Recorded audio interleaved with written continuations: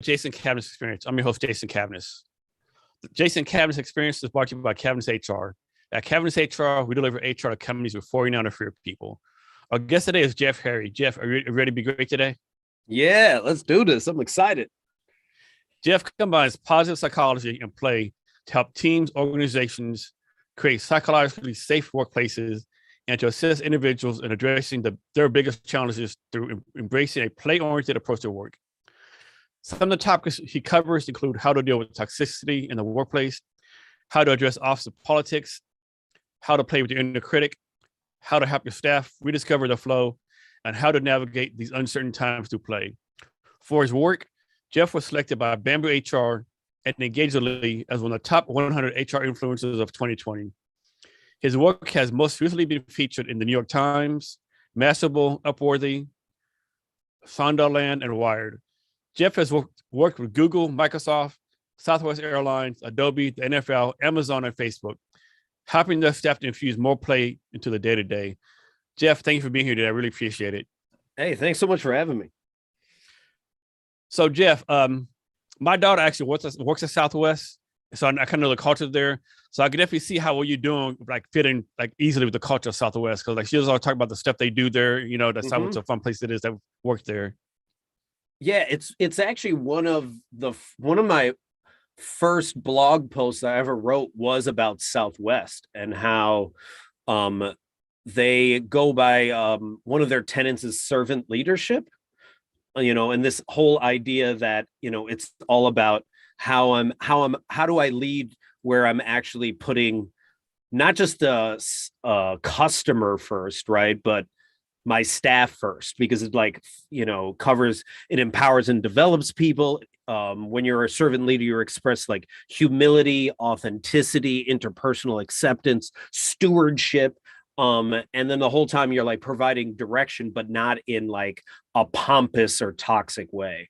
And I really respect what they do, because like one of my friends is a flight attendant there, and she does the intercom, like welcome passengers, and she gets to do whatever she wants. She can say whatever she wants. They give her full freedom, and then also like she gets to work when she wants, or she has to pick up a certain amount of shifts, but she can get more if she wants, if she needs more money and things like that. So it's surprisingly flexible, and you also can own a piece of the company, which is really powerful. Yes.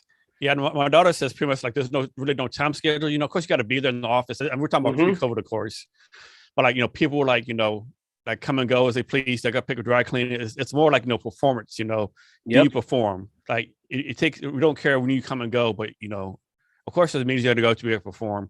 And one interesting story. I hope I get this correct. So a year ago, the original CEO of the company passed away.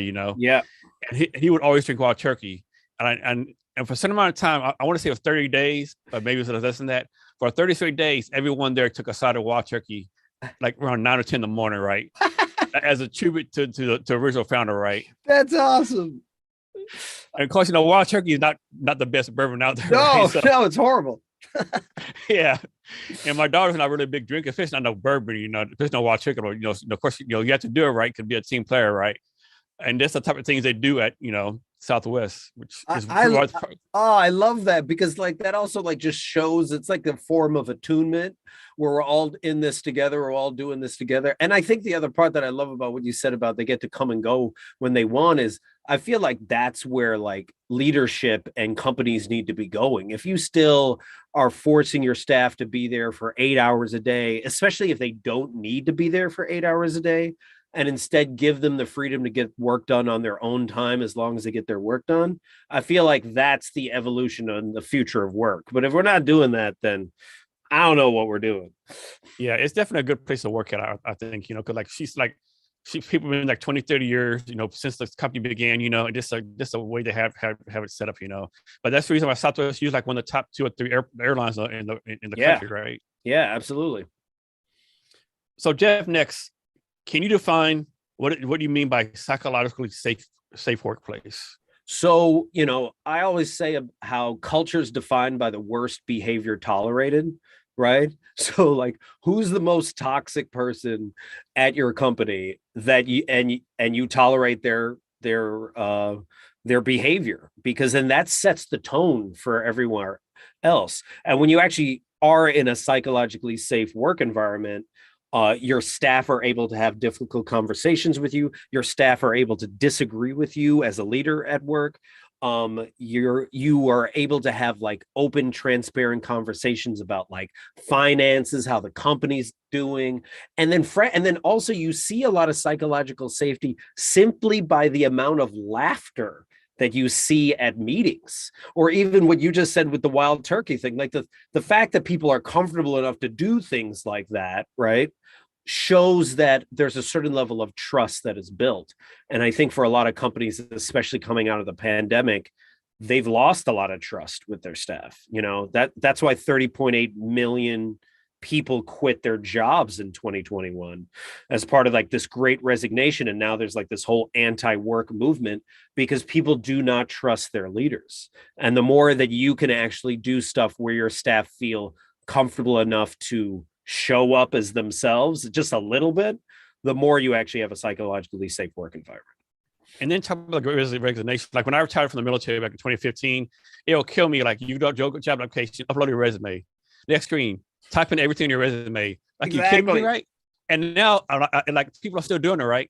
Mm-hmm. All these companies talking about we can't find work. Well, your candidate experience sucks, right? It's horrible. Like make it easy for people to apply. Like I love the jobs out there where you apply the job, one click on LinkedIn and upload your resume. Yeah, exactly. Like what kills me too, like the cover letter, right? People say, well, do a cover letter so you tell the company you're interested in applying. While fitting me clicking the application button, tell them I'm interested in applying. Like, I don't know. Like, I don't get it. Well, it's it's not user friendly, right? And again, they're not putting themselves in the shoes of the employee. And this is the first time in a long time, and it might be the first time, since like the last pandemic, where the employee is in the driver's seat. Staff are in the driver's seat in many ways. So if companies are not going above and beyond or doing something as simple as like making it easy to apply, then I don't want to, right?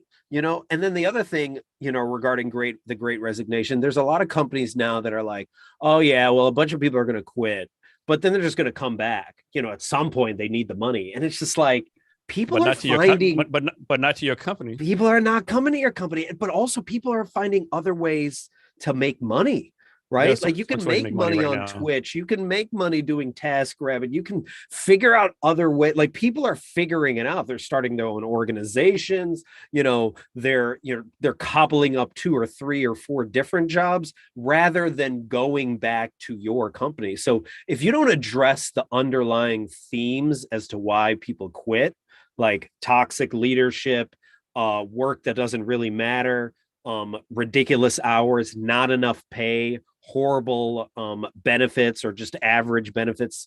If you're not thinking about that, then you're basically going to become irrelevant. You won't go out of business. You'll just become irrelevant, which means like you'll get mediocre staff and your company will slowly dwindle into non-existence. Yeah. Somebody did a post on Twitter today and it said, the greatest recruiter cannot solve your turnover problem. Yeah. And I thought that was so accurate. Exactly. Right there. That's perfect. Oh, I love that. I got to write that down. Wait, what did you say? Your greatest recruiter cannot solve your turnover problem. Oh, that's awesome. Yeah, because then it's just a revolving door. Yes. So another challenge too, I think, is with like job search right now. Like for me, I don't understand why any company, of course, I guess some jobs have to be on site, right? I mean, if you're a nurse, plumber, have site. But some of your job descriptions will say on site. You think it'd be more flexible, like on site, but maybe remote on case by case basis, right? Because everyone want to work, they're automatically pass up your job, right? Now, of course, some jobs, maybe what your position is, or what it is, but most jobs can be remote, like. Yeah.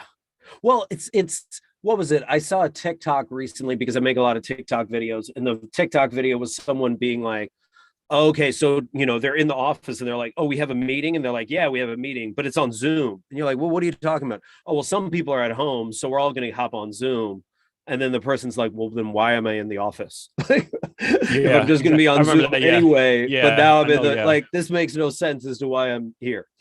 And I don't think a lot of companies have realized, like, why do you even want your staff back in the office? Are you just there to babysit them? Are you just there? Like, what is their purpose of them being there? Oh, there's more energy when they're in the office. It takes them potentially 1 to 2 hours to get to work. Easily. I know people that are saving money. $2,000 to $3,000 just on like commuting and time. Yeah. Wouldn't you rather them devote that time to work, rather than the commuting into work? This is my thing. If software developers building a software product can work remote, then everyone should be able to work remote. Yeah. So you think software developers, they be the main ones, them, the designers have to be in the same room, whiteboarding and stuff, collaborating at the same time. But they're figuring it out. There's no reason no one else should be able to figure out. And the other part that I find interesting is like, there's a lot of bosses that at one point said before the pandemic, no, you can't work at home. You're not going to be productive at home. And then the pandemic hit, and then people were productive at home, and now even more productive, And now these middle managers actually, you realize they don't have a purpose. They don't. they add, like, whatever power they did have was in the office when they micromanage, and now they can't micromanage, so they don't know what to do. And it's, and that's the problem, because then all of a sudden you're like, what? Why are you here? I don't understand. What are you doing here? And plus, how good a job are they doing? Because most staff will show you that most people only work 20 out of the 40 hours working, right? The rest of the time on Facebook, talking this around. So were you really a good middle manager if people only working 20 hours a week? Like, Right. Because I mean, also people have to realize you can't do like 8 hours of real work. Most people can only do, studies show only do 4 hours of deep work. So if that is the case, what do you want your staff to focus on? Right. And I think, it's so antiquated how we've approached work for like the last 100 years. and then talking about deep work, if you're working in an office, you're working in an open cubicle space, right? Yeah. I mean, how are you even doing deep work? Every 2 minutes someone's coming up, hey, can you buy my daughter's Girl Scout cookies? Hey, how about the football team? How about so how are you really able to get to go to deep work? You probably not. No, I mean, the what was it? There's an author that wrote a book called I think BS Jobs, either that or bullshit jobs.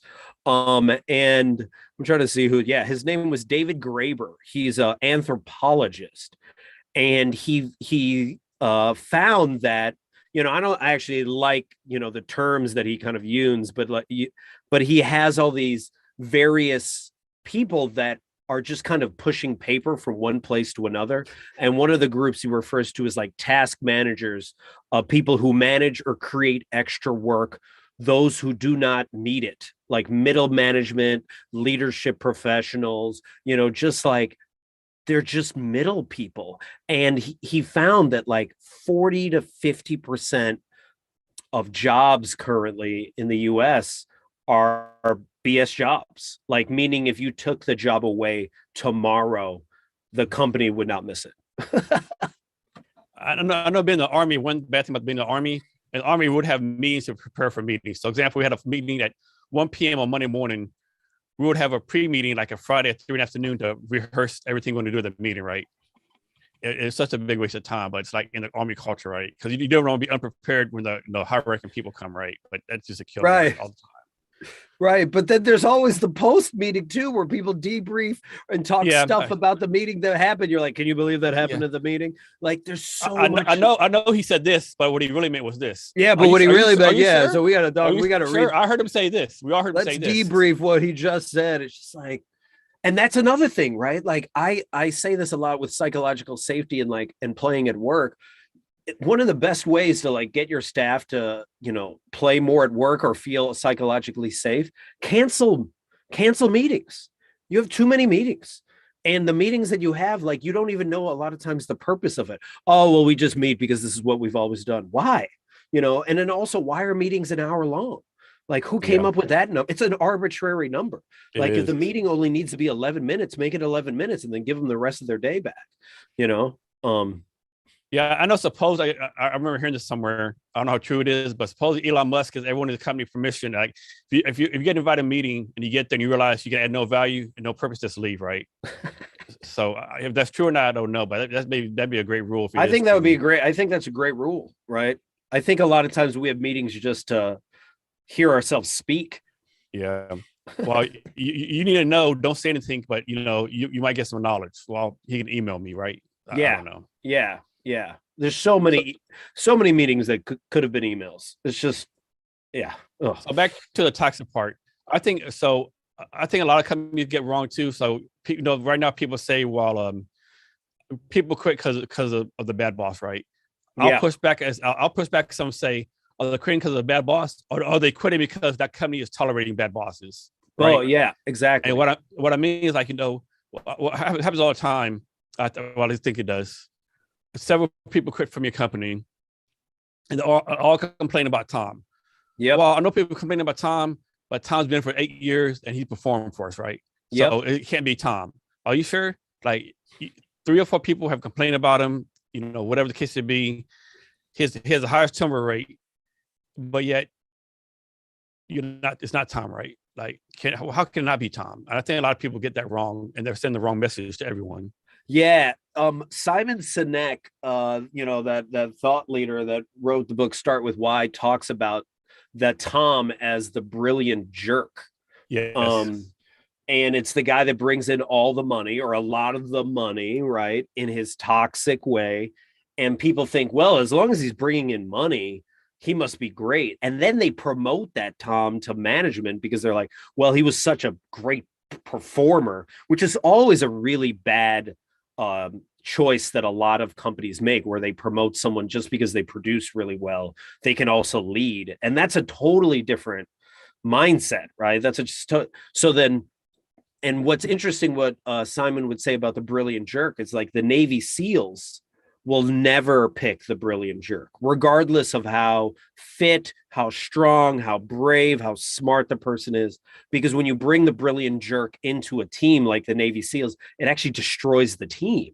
So I think we have to identify, okay, is the brilliant jerk really benefiting you at the cost of the 3 or 4 people that quit?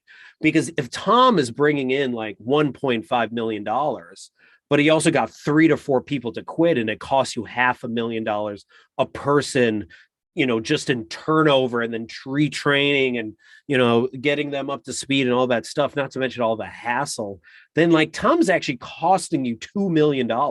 He might be bringing in 1.5 million, but he's costing you two. Are you okay with $500,000 leaving your pocket?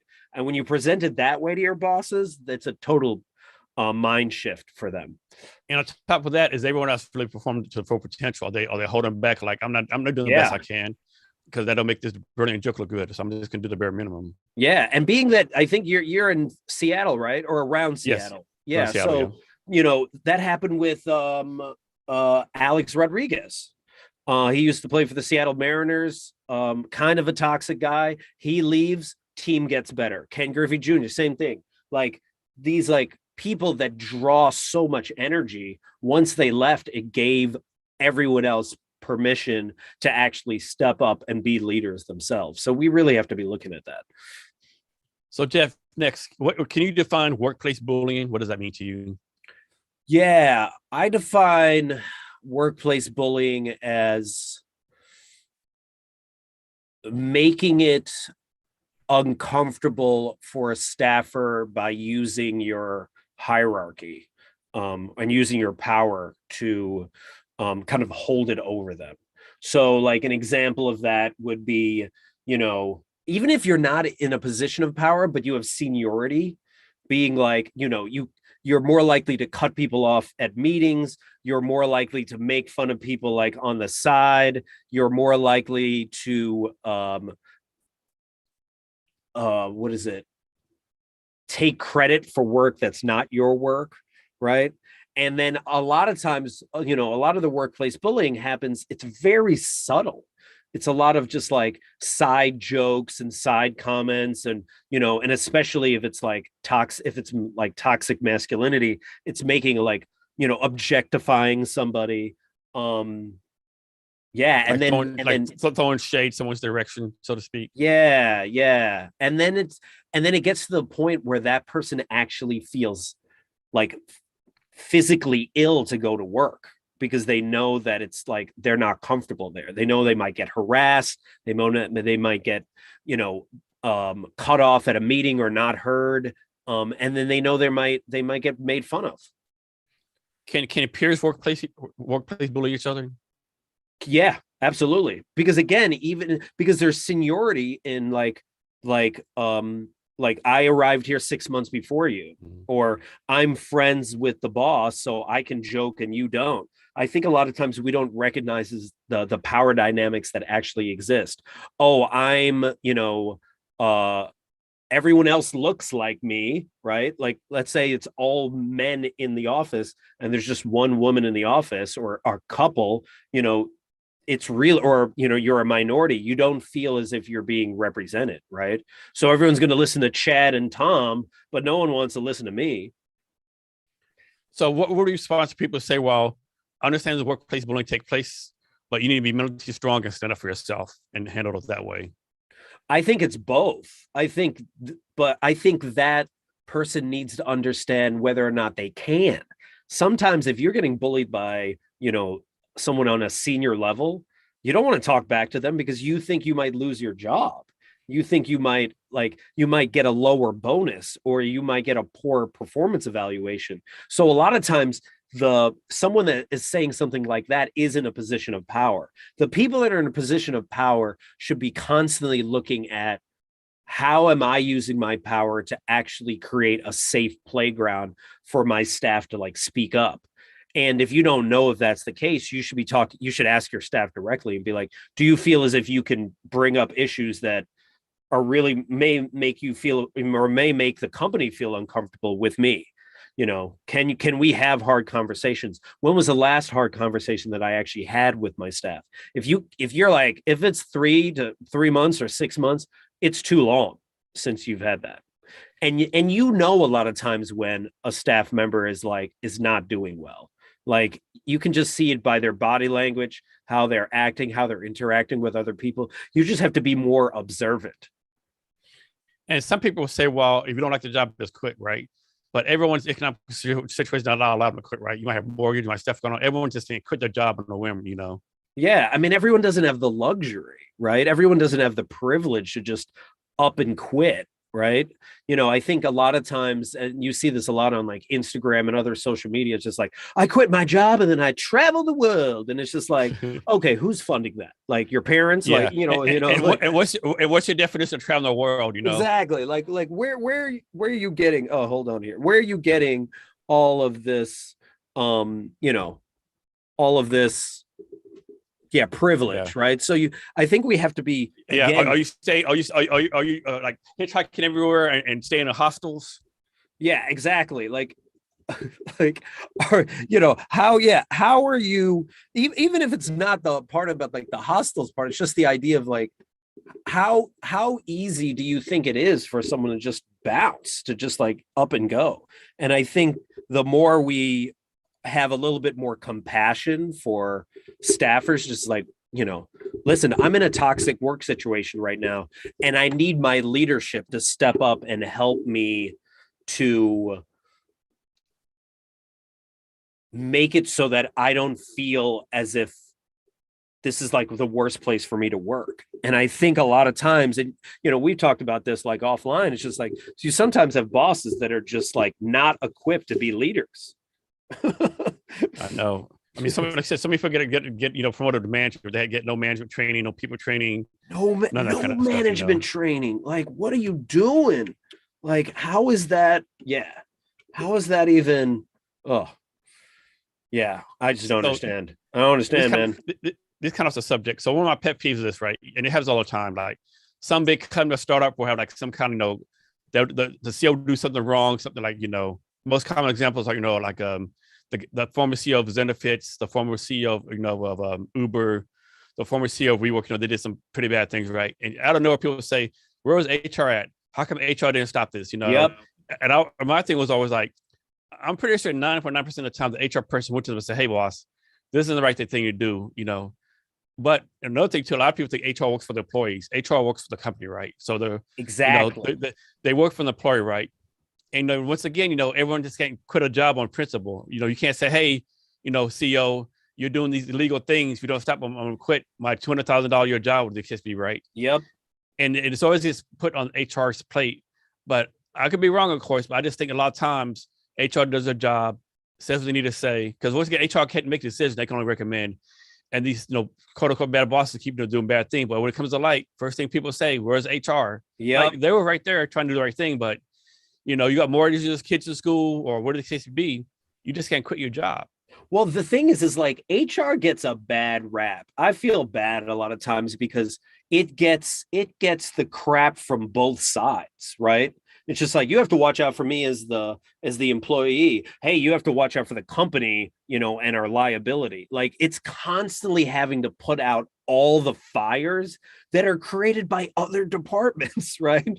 Like, it's ridiculous that there could be toxicity in the marketing department. And instead of like the leaders in that department addressing it and removing that toxic person or having mediated conversations, they throw it to HR and they're like, hey, HR, can you solve this? And then I think what you said earlier, right? We have got into this mode of celebrating the toxic leader, right?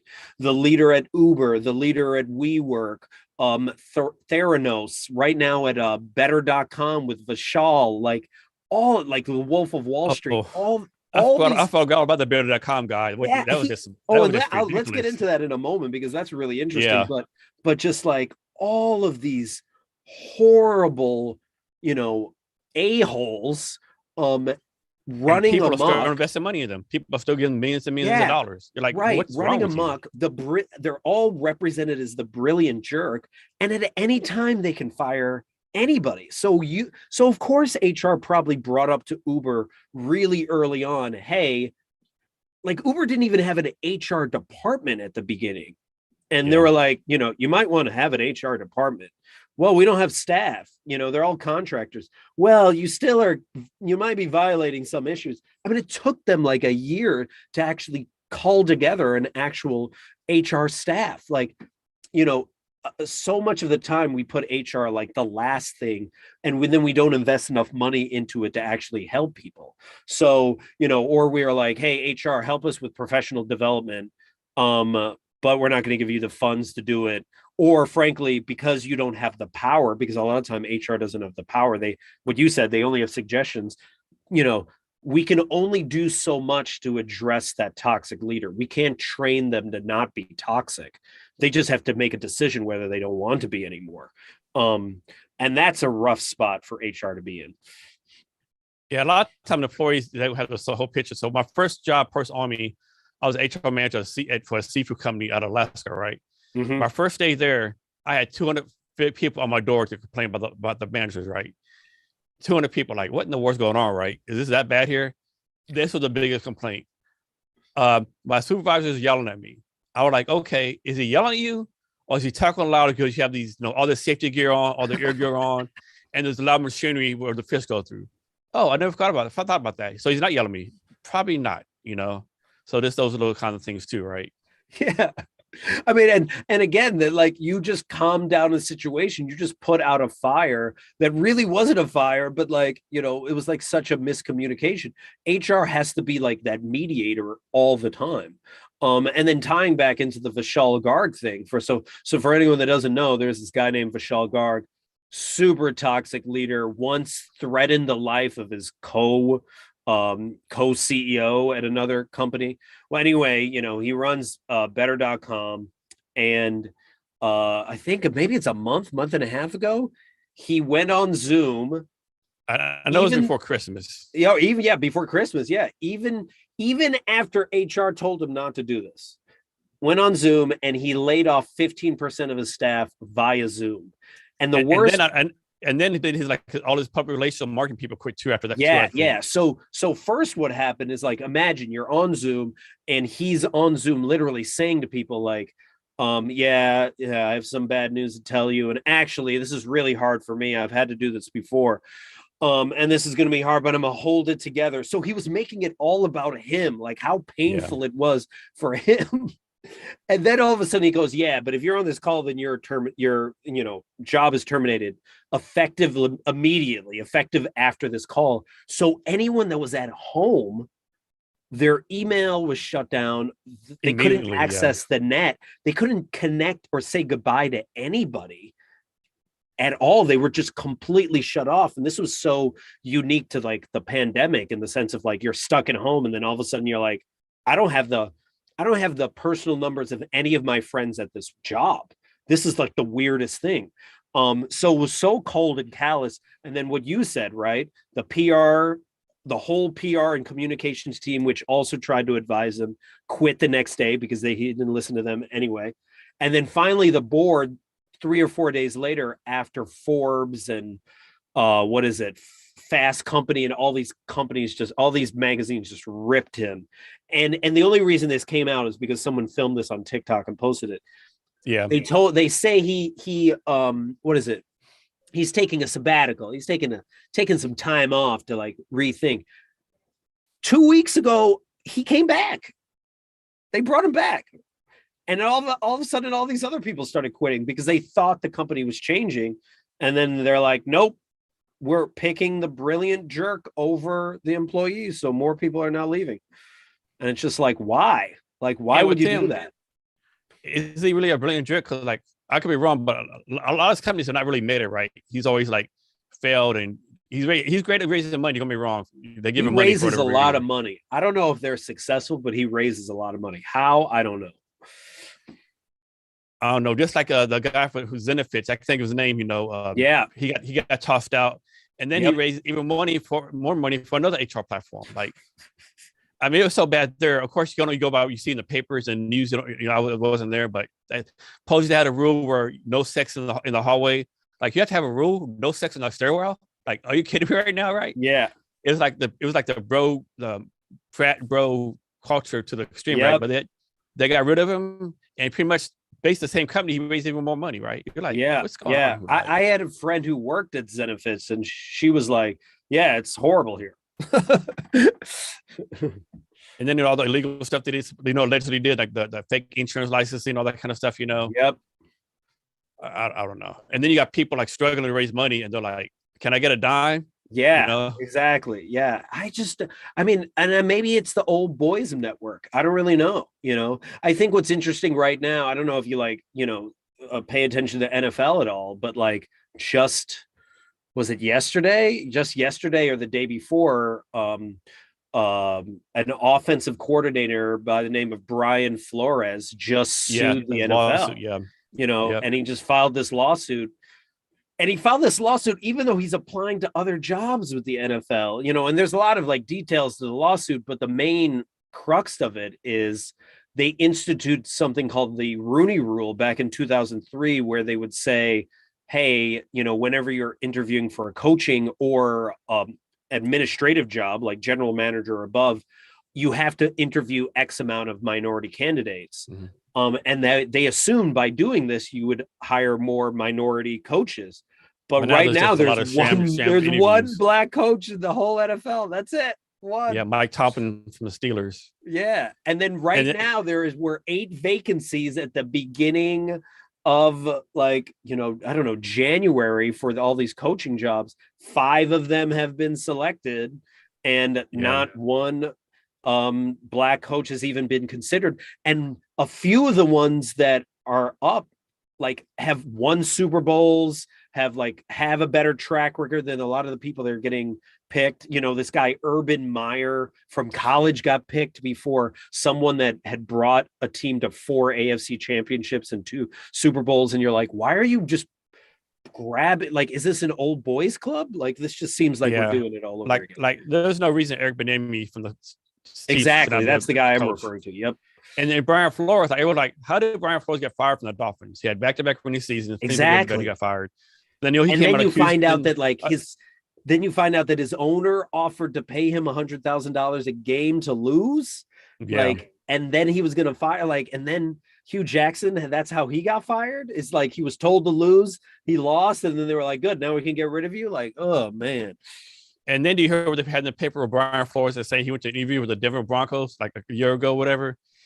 And everyone from the Broncos showed up drunk and hungover. And then they said, no, we were very professional. And he was like, no, you weren't. It's just craziness, right? It's And then like he had crazy. of course the thing like you get the text from Bill Belichick say, "Hey, congrats! I heard they're gonna pick you for the job." Oh, my Yeah, mistake.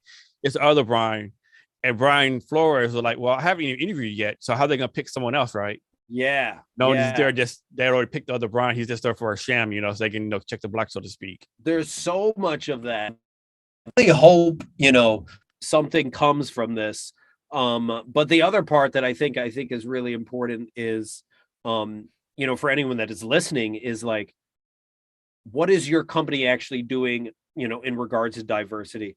You actually make more money. Like, studies have shown you make more money when you have All the studies show that. All when the you have studies a show more that. diverse staff. So, and when I say like not just diversity, like token diversity, I'm talking about like, what does your board of directors look like? What is your top level management look like, or your top level leadership? I once worked with an engineer, and she was working for an engineering company, and they were trying to figure out how to it was like for a biomedical engineering company, and they were trying to figure out how to make a new stent, and they couldn't figure it out, and it was mostly dudes. And she came up with this idea of like, oh well, why don't you use something that's similar to a scrunchie? And they were like, what's a scrunchie? And she's like, a scrunchie, the thing that holds your hair up. I have like a ton of them. She just like pulled one out and like threw it on the table. They were like, what is that?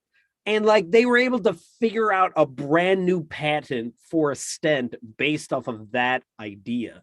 And like ideas like that are available when you bring diversity to the table. Yeah, one thing I think a lot of people mess up and they try to like convince a company to do diversity based on social impact. I Yeah. think they didn't present the business case as equal to impact. Yeah. Yeah. Because I mean, at the end of the day, I get it. If you need to make more money, then all right, make more money. But then it's just like, but that toxic person's not bringing you in more money. There's the perception they are, but it's not. Like, in the long run, you're not going to be around. Like, the longevity of your, like, I know you need to meet quarterly results, but what's more important? You being around in 5 years, or you hitting your metrics for 3 quarters? Yeah, I think a lot of companies messed up too. I think a lot of companies say we're going to do diverse hiring. It's not that easy, right? I mean, you just can't say, "Hey, No. I'm gonna go hire someone from this demographic," right? First of all, they need to be qualified for the job. They have to want to work for your company, and there's a whole mix. You got to reach out to them. It's not. I think too many people. Oh, I'm gonna do diverse hiring. It's a little more complicated than that, I think. Yeah, and I think a lot of times, and this is, one sometimes for like, I used to go to this thing called NSBE, the National Society of Black Engineers, because I was formerly an engineer, and that was where all the engineering companies recruited all of their people of color. That one conference, that's it for the whole year. And I was like, you can't be just going to this one conference to get all your black and brown folk and then just be like, okay, we're done with diversity hires for the year. Like, what is your relationship with like, HBCUs? Like, what are you doing on a regular basis to outreach, so that you can find a diverse group? Because I think a lot of times we're just like, oh, I'm just going to contact, my friend went to that university, so I'm going to start recruiting from there. And we got to be a little bit more creative at this point. And what happens too, like we'll say they're hiring a Hispanic female, right? Next week, hey, Hispanic female, you need to sit on all the interview panels now to help us get more Hispanic people. Like, I didn't get hired to be an interview expert, right? I got hired to do this job, right? Are you kidding right now? Like, yeah. Like, we need you in all the brochures. We need you in every single brochure, and on the website. And it's just like, come on, man. Let's stop doing performative activism. Let's stop doing performative hires and be like, and I get it, like, hire the best piece of people possible. But what I'm saying is just like, you're not looking hard enough to find the best. Yeah, I'm a firm believer you can have a diverse work set and still have the best person, right? Absolutely. I mean, like you said, there's so much talent at HBCUs. There's so much talent at smaller colleges, right? There's so much talent everywhere, right? I mean, if you're a company and you always recruit at Stanford or Harvard or what's it called, a predominantly white school, that's all you're going to get, right? Yeah. You have to go different places sometimes. Yeah. Like, just, yeah. There's people. Teams have to be taking bigger risks in order to diversify their staff. And I think like I'm rolling with the startups a lot. Of course, the startups is kind of it's a tricky situation, right? Because most people want to do work stuff, right? but can you really afford like do diverse recruiting, diverse hiring your for 5-6 hours because you wasted time hiring, or do you want to bring on the people you know, trust, build a product up, get funding, and then do diverse hiring, right? But then you have like we'll say we have like 10 females then, right? And you got to recruit a guy or non-white female, right? And then is it too late, right? If you're like outside that zone, so to speak, do you really want to be the only demographic going to the startup, right? With a culture already built? Yeah. So I think it's a tricky situation for startup founders, right? I mean, it is to a point because, but also there's a certain type of like laziness, right? There's a certain type of like, let me just hire people that look exactly like me. Like, I think I would ask as a leader, like, look at your staff right now. If they look like you're not trying hard enough. Like, I used to run, these events at Amazon Web Services, Las Vegas event. And this was like 2016, 2017. And I remember I was at, I don't know, one of the, hotels or whatever. And by accident, I walked into the women's restroom instead of the guys. I wasn't looking. And then obviously I like walked right out. But then I was like, wait a minute. I was like, there's no women at this conference. Like, there's like, this is 2017.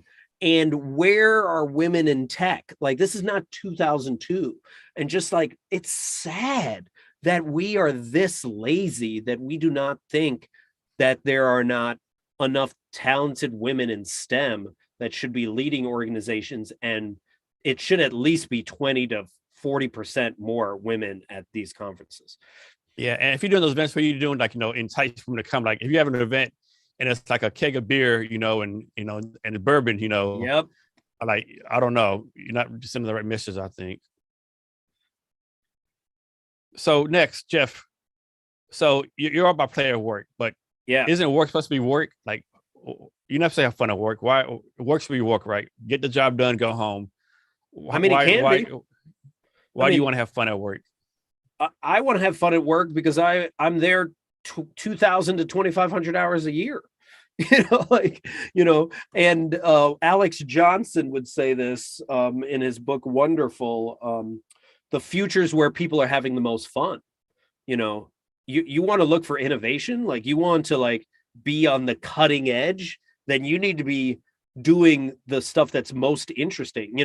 I don't vouch for Jeff Bezos now. I think he's like super toxic.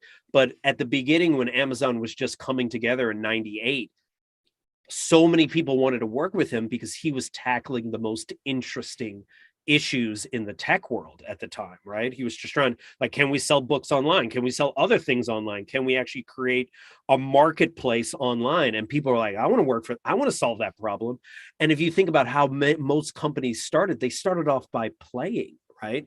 Like, I reference Google's 20% rule. Google used to do this 20% rule where they would give their staff a fifth of their time to pursue whatever they wanted, as long as it benefited Google, right? So they could pursue many curiosities. What came from that? AdSense, Gmail, Google News, like foundational aspects of Google that have basically brought so much money in, came from play. And then on top of that, another benefit of playing at work is like staff are 500% more productive. So when your staff is doing their zone of genius, the work where they forget about time, the work where they're like actually in flow, because I define play as any joyful act where you forget about time, really, that has no purpose, has no result, right? You're just like in love with the process. When your staff is doing that flow work, 500% more productive. Like studies show, 5 times more productive. What happens when that happens? Higher retention, higher productivity, people that actually want to come to work, a higher psychological safety because people are enjoying their job more. Like, it's just like better energy on the team, so all these things just make more sense. Like, if more people were playing at work, we wouldn't have had such a huge turnover during the Great Resignation. But most people are like, this is not worth it. I'm not even enjoying my life. I'm kind of just like selling out for 2,000 hours a year. Am I doing this for the rest of my life? Like, this doesn't sound like a good contract to me. Yeah, like the old metric of working for the same company 40 hours a week, 40 for 40 years to 65, then do what you want for 10 years. I mean, And then by that time die? you're 65 and die. Yeah. And when you're 65, can you really enjoy life? You might be, bad back pain, can you really travel Yeah. and do stuff at 65? Maybe you can, maybe you can't. And you're giving me 2 to 3 weeks vacation? That's it? Like, Canada and Australia gives a month. Like a lot of times we have to start looking at, like, what are we doing? Like, why are we, and the people, and think about it, even in America, people have 2-3 weeks vacation. Many of them don't even take that vacation. Yeah. Right. Like, and we think we're more productive here in America because we put in so many more hours, right? Like, I think we're averaging, I don't know, it's like 42 or 44 hours a week. We're not more productive. Like, Finland just instituted 4-day work weeks. They're just as productive as us. So I think a lot of companies need to start looking into, like, can we do a shorter work day? Can we do 4 days out of the week? What does that actually look like? But I'm still paying them for 5 days. Will I get actually more out of your staff? Probably. You'll probably get more out of them. So Jeff, you did a video on this, and we're going to talk about TikTok later on, but you did a TikTok about fun. You need to have fun, but it can't be forced fun. Can you talk about that? Like the thin line between those two things? Yeah. So I hate forced fun. I used to run team building events for, a lot of those companies that you mentioned earlier. And if someone doesn't want to play, you shouldn't force them to play. Like, the magnificent thing about play is the option, the choice to play or not play. Like, when you see kids at a playground, like, not all of them are playing. Someone's just sitting on the sidelines and be like, I'm good here. So, but when you are forcing your staff to be like, hey, we're all going to happy hour and you need to come to happy hour, or hey, we're all going to go to escape room and you're going to be right next to Chad, and you're like, I hate Chad, and now I got to sit in a room with him and try to escape the room. Like, I try to do this during work, for fun. Like, this is painful. Like, when you're a team building event and you're not given the option or choice as to whether or not you want to do it, that's not helpful. And I say this, I made a bunch of videos around the National Fun at Work Day, but it was all about, like, if there's not psychological safety with your staff, meaning, like, you can't have transparent and open, hard conversations with them, you're not ready to play, because play is vulnerable, and play is like a privilege that usually I only share with my friends, right? So if you're asking me to play, you better have created the playground for me to play.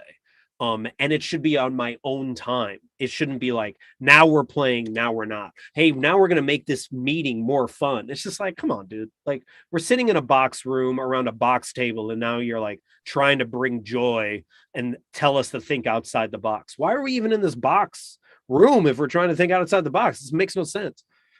So, like me, like, I'm an introvert. I'm not really like a rah, motivated type of guy. Mm-hmm. And I hate, like, you used to do like these team building events. I always hate them, right? But I would admit, every time I finish, I was like, okay, I got something out of it, right? At the end of the day, I'll say, okay, I got something out of it. I see the purpose. But if you're in the decision, I would never do it, right? I don't like them, right? Right. But once I do them, okay, I'll admit this was fun. I'll admit I got something out of it. I mean, they can be. I mean, and that's the thing. It's like, sometimes they're cringeworthy, right? And then sometimes they might be all right. But, like, like, hey, we're gonna. At one point, what was one of the icebreakers that I saw that was so painful was, like, people had to, like, get their arms and untangle themselves from each other, and it was just like, I don't want to be this close to somebody. I mean, this is before the pandemic. I don't. So you got to be aware of, like, what type of you got to read the crowd, so to speak, right? Yeah, you got to be, like, I talk a lot about attunement. And attunement is this idea that when you're like a baby, that it's the first form of play, actually, when a parent holds their child and they actually, like, look at each other, they actually can become attuned. And basically meaning, like, their brain waves are identical. And that happens only when you're young, but then you look for that attunement the rest of that time. You as a leader should be constantly looking for that. You're creating attunement with your staff. being able to understand and read the room and understand them without them having to say a lot of stuff. Because I think a lot of times we don't realize, like, what do they say? Communication is only 10% words. And a lot of it is like tone and body language. And like, you have to be aware of that stuff. And if you're not, then you really are not actually listening to your staff. So Jeff, let's go back to remote work for a minute. So a couple of things, like pre-COVID, I was like, man, I want to do remote work. But the remote work we got was not what we thought, right? We thought remote work would go home, work from the house every day or where I want to. Well, COVID gave us a remote work plus babysitting, plus taking care of the grandparents, plus dealing with the pandemic, plus, right? So I don't really think it's remote work. It's remote work plus, right? Yep. And another thing, like remote work, I think, what is the definition of that, right? Is it remote work like we let you work from your house, but you have to answer my email within 1 minute, or you have to do this in a certain amount of time, or if you want to go to the store, you got to get permission, right? Yeah. What really is a definition of remote work? Oh, I think I would consider my definition of remote work is your ability to do work that is not in the office and not in a office format setting, where hours are not as relevant, right? And you do work at when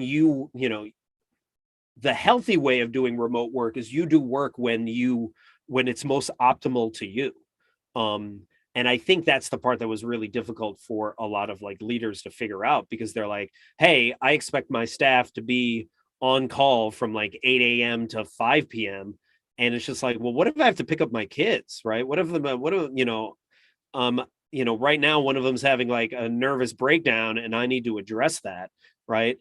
And frankly, like now, because we've now been it for like 2 years, you have staff that like go to the grocery store during the day. Does that mean they can't get their work done? They're still getting their work done, So I think leaders need to let go of the rigidity of remote work, where I need you on call for me to access at all times. I think that is antiquated ways of thinking. So Jeff, next thing about this, and this is something I struggle with, and I'm pretty sure a lot of people struggle with this, right? Like your inner critic that's destroying you, right? Your inner critic being negative, your inner critic. What's some advice on dealing with your inner critic? Because I think like you're your own worst critic, right? Yeah, so that is a fascinating subject. I do a whole workshop called Playing with Your Inner Critic. And, I go through like a whole technique with a lot of people. So I think a lot of times people think their inner critic is this horrible thing that you need to get rid of. And the reality is you can't, because your inner critic stems from the psychological sense of like, it's there to protect you, like it's like we have a negativity bias and an ability to constantly be asking ourselves, are we safe? Am I safe? Am I safe? Like you're constantly asking yourself that throughout the day. Oh, someone's coming up to me. Am I safe? Oh, I'm at work. Am I safe? I'm about to go into this meeting. Am I safe? So it's there, designed in your brain for a purpose to protect you. So that's great. It's good that it's there. What I think we've realized is now that we're not cavemen, right? And we're not, having to, fend off animals. We have our inner critic running amok, and it's constantly, taking up space in our mind. And we need to be aware of when we need to listen to it and when we don't. And we need to actually almost be friends with it. It's interesting. Elizabeth Gilbert, this author that wrote Eat, Pray, Love, and this book, Big Magic, talks about in her book, Big Magic, how she writes a letter to fear whenever she's about to take on a new project. And she literally writes a letter to fear and says to fear, like, hey, I'm going on this trip with creativity. You're more than welcome to come. but you are not allowed to, you're more than welcome to be in the car, but you're not allowed to touch the radio. You're not allowed to drive the car. You're not allowed to like give us suggestions. You can be here, but I'm probably not going to be listening to you. You get to sit in the back seat. And that's kind of like the relationship that you actually have to have with it. So a technique that I tell a lot of people to do, that I learned from this person at Cassiana Bar, that I was doing some work with at one point, she would tell me, whenever you're feeling crappy about yourself, right? Like you're binge watching Netflix, you're like eating a lot of Cheetos, you're just feeling crappy about you. Stop for a moment, whatever you're doing, and just start listening to your inner critic and writing down what it's saying to you. So like, oh, you're the worst. Oh, you're a loser. Oh, look at you, you're so fat. Oh, you're broke. Oh, you're full of BS. No one's ever going to love you. All the things. Just start writing them down, right? Because that awareness is super powerful. So then once you write it down, start to then think, okay, what is this voice? Like, whose voice does this represent? Is this a high school bully? Is this someone from third grade? Is it a mean teacher? Is it my parents? Is it some sibling? Like, what is this voice that's coming, right? And once you identify what it's saying to you and what the voice is saying to you, then you start to ask like, okay, well, what does it also look like? Does it look like Chad from The Office? Like, you start to like come up almost with a character for it. And then a powerful thing that you do that I learned from my friend Marcia Chandor is that you name it. You name this inner critic. So my inner critic's Gargamel. And then right when I notice Gargamel, what I'll sometimes do is either I'll write down what Gargamel's saying, or I'll text my best friend Dana and be like, hey, Gargamel's saying this to me right now. She doesn't even need to text me back. Just the idea of me writing it down and telling somebody else, all of a sudden I start to see this list of all these mean things that I'm saying to myself. And I'm like, wait a minute, I'm not broke. I'm actually doing quite well. Wait a minute. People do love me. I'm surrounded by people who love me. Wait a minute. I know what I'm talking about. I'm not an expert on everything, but I can talk about this, and you start to ask yourself, Byron Katie would do this. Like, is this true? Is this always true? This is actually not true. This is BS. And that's when you start to like befriend that inner critic, because you're listening to it. You're like, okay, thank you. Thank you for letting me know, Gargamel, that I'm a horrible piece of crap. And okay, I've heard you. Now I'm going to keep going and doing whatever I was doing before. And then the last thing you can do with your inner critic is all the mean things that you wrote to yourself, you can start to flip them. So do the opposite. Start to write the opposite. Like, oh, no one loves me. Oh, I'm surrounded by people that love me. My business is not doing well. My business will be doing well, and I'm taking big risks in order to do it. You start to flip those and you start to say those things to yourself on a regular basis. All of a sudden you start to empower your inner child, that inner cheerleader, and then your inner critic starts to get quiet and your inner child starts to get more loud. Yeah, I definitely think that you got to take advantage of the critic, because I could be wrong, but I think people we consider like quote unquote ghosts, like Tom Brady, Kobe Bryant, Michael Jordan, Denzel Washington. I'm pretty sure they utilize their inner critic to motivate them and push them on to greater things. Yeah, they do, but I think they do it in a way that also is like, they're constantly listening to their inner child or their inner cheerleader, because like Jordan shot like 30 game winners and missed like a majority of them, like early on in his career, but there's a voice in his head that's like, you're going to make the next one, like you're going to make like the same thing with like Brady. It's just like, you're going to make the next pass. It's like as much as probably they're hearing that mean voice, they're hearing something else that's like, we're doing this. Like, I have the confidence in myself. I'm Kobe Bryant. I have the confidence in myself that, yeah, I can score 81 points. It's like, no problem, So Jeff, let's talk about this. So right now, in office, we're talking about office politics, office situations. Right now, the office is like all over the place. Like there's like pro this, anti this, people on the left, people on the right, this opinion, that opinion. How does someone like negotiate all that on the office space, right? Like how do you like not get involved? Like, okay, this office saying they're pro this, this is anti this. How do Yeah. you like stay out of that, so to speak, right? And And are you still be talking about involved. like the politics, like whether it's like Black Lives Matter or, Everything, like everything. Trump and all that stuff?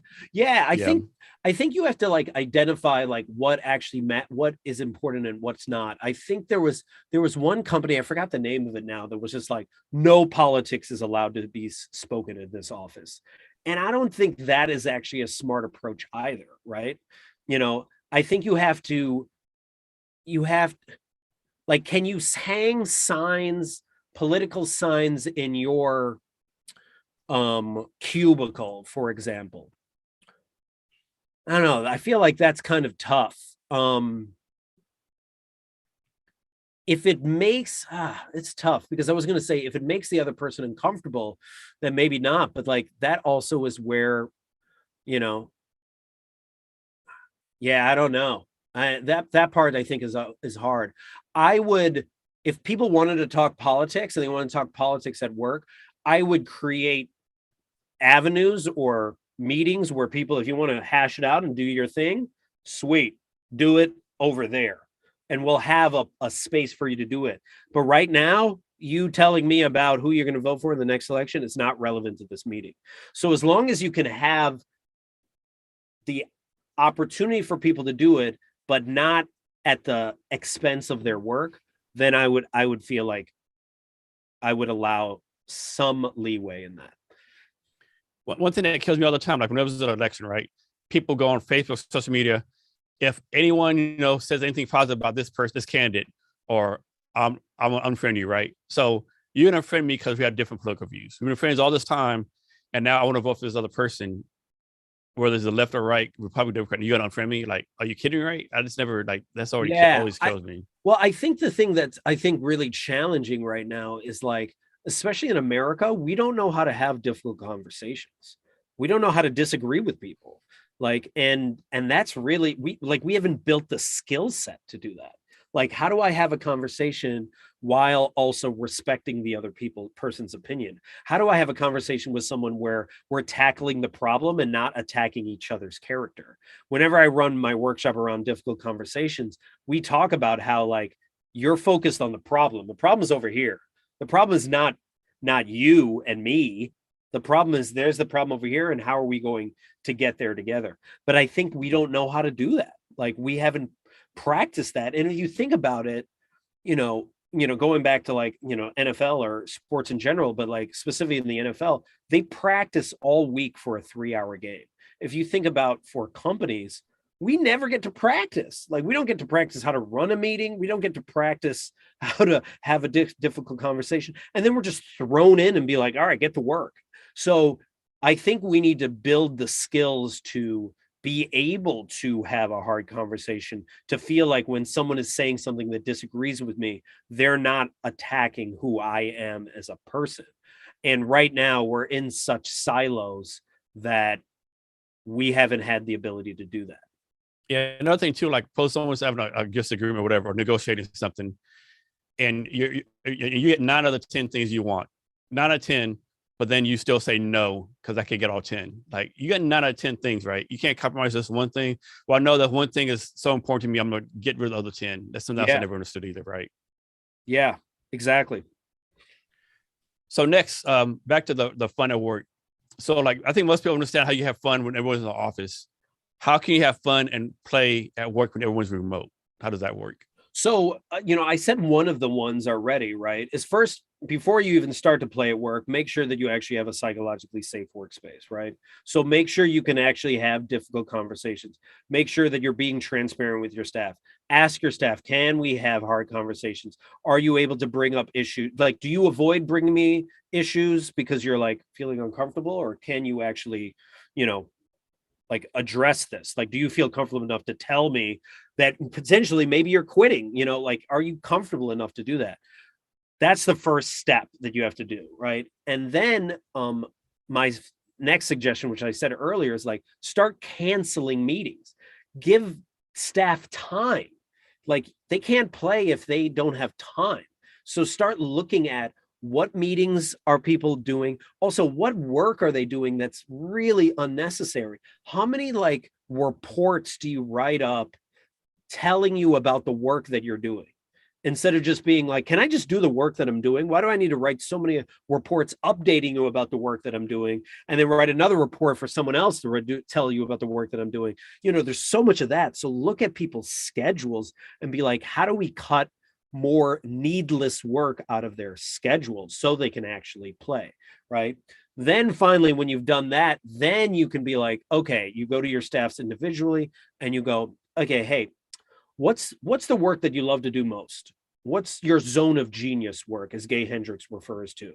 As like, a lot of times we talk about how he talks a lot about how people have work that is their zone of incompetence, stuff they suck at, zone of competence, things they're average at, zone of excellence, things that they're really good at, but they don't really care to do it either way. They like the praise of it, but they're like, whatever. Like, I do it because I'm good at it and I like the praise.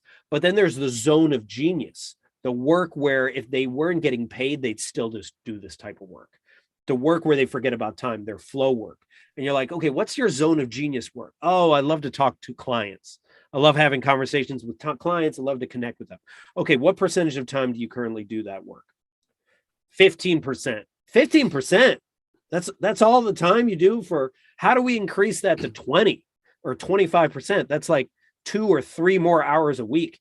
By doing that, all of a sudden your staff starts to become more productive, and they're more productive even in the work that they're not good at, because there's a ripple effect, because they're like, oh, wow, now my leader, I feel seen by my leader. I feel heard, and I'm now able to do the work that actually excites me. So that's another way you can get them to play at work. Have them focus on their zone of genius. And then the next one is create a playground for them to tackle issues. So the next time you're having a meeting and you're going to do a project and you know how to do the project, and we're going to do the project the way we always do the project, instead be like, hey, instead of this, listen, I want you to tackle it a brand new way. We're going to cancel this meeting for this week. I want you to go. You can do it individually or as part of a team, but I want you to brainstorm a bunch of different ways in which we're going to tackle this project differently, because we have to rethink how we market going forward. We have to rethink how we do sales. We have to rethink how we recruit and hire, because we're coming out of this pandemic and everything is in the new normal. All right. And then come to me with your ideas, your most interesting, crazy, fascinating ideas. And then we're going to start experimenting with some of them. We're going to have you try them out for like the next week or the next month and see what comes of fruition for that, and allow people to fail. Like, that's a huge part of play. It's just like, I know not all these ideas are going to work out, but I want us to test a bunch of these out and see what actually comes from this. And that's when you start to build a playground where staff are like, oh, I can actually play. Oh, he's actually giving me the opportunity to play. And that's how you create more play at work. Not just like, hey, let's hula hoop or let's play more ping pong. So, Jeff, presuming a 40-hour work week, do you have a recommended number of hours per week, per 40 hours they should be having fun at work? No, because again, it's about it being organic, right? Like, it's not about control. So much of work we try to control, and you can't control play, right? You can't control like the organic nature of when someone has an idea that like is an epiphany of theirs. Going back to Elizabeth Gilbert for a moment, she would talk about how genius visits you. Like, no one's a genius, after the Renaissance or during the Renaissance period, all of a sudden we were like, oh, these people are geniuses. Leonardo da Vinci's a genius. Raphael's a genius. Galileo's a genius. But actually, before then, the Romans, and I think the Greeks as well, saw genius as almost like a muse. It was almost something that visits you. And you get this spark of an idea, and then you need to write it down. And then if you don't create it, then it moves on to somewhere else, right? It's the same thing with play. Like, you allow the playground for organic, creative ideas to show up, but you don't tell people, all right, now we're going to play. Okay, now we're going to brainstorm and come up with a bunch of ideas. That's the worst time. Like, you're not creating an environment where creativity can flourish. You're trying to manage creativity, which doesn't make sense. So what's your take on this? You hear all the time people say, at this company, we work hard, play hard. Is the work hard, play hard mantra really a good thing, bad I thing? hate that. What's your take on that? What's play hard?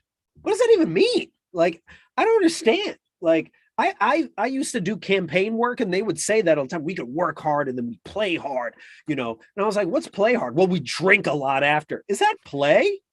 Is it to get drunk because you had such an abusive day and that you need to numb yourself and then, you know, have a hangover and then go do it all over again? Is that fun?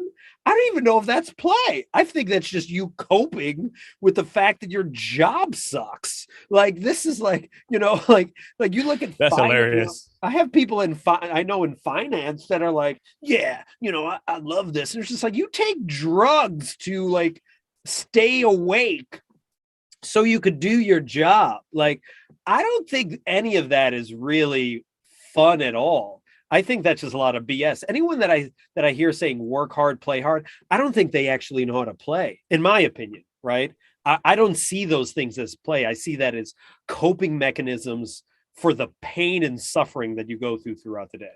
But you're right. Now that I think about, most companies say work hard, play hard. Most of those companies like hard, known for being like hard drinking companies. Yeah, they're toxic companies. Like, you know, Bear Stearns used to play hard. Where are they now? They're gone, you know. So like So Jeff, one of the things you do for your workshops is you help a company overcome the current power structures. So the question is, when you're doing a workshop, what if a company does not want the current power structure to be challenged? Yeah, then I'm not the right company for them. like that's just the reality. There's a lot. So it's funny. There's a lot of organizations that say they want to address issues and then don't address them. The amount of people that I know that do either, you know, DEI work, you know, diversity, inclusion, equity work, or psychological safety work, and they're brought in from a company, and then they're like, hey, these are the things you need to do in order to create a more psychologically safe workspace. And those leaders are like, nah, I don't want to do that. It's just like, well, why'd you bring me here? Oh, well, you know, we brought you in here because we do want to address it, but I don't want to do any of those things that you just suggested.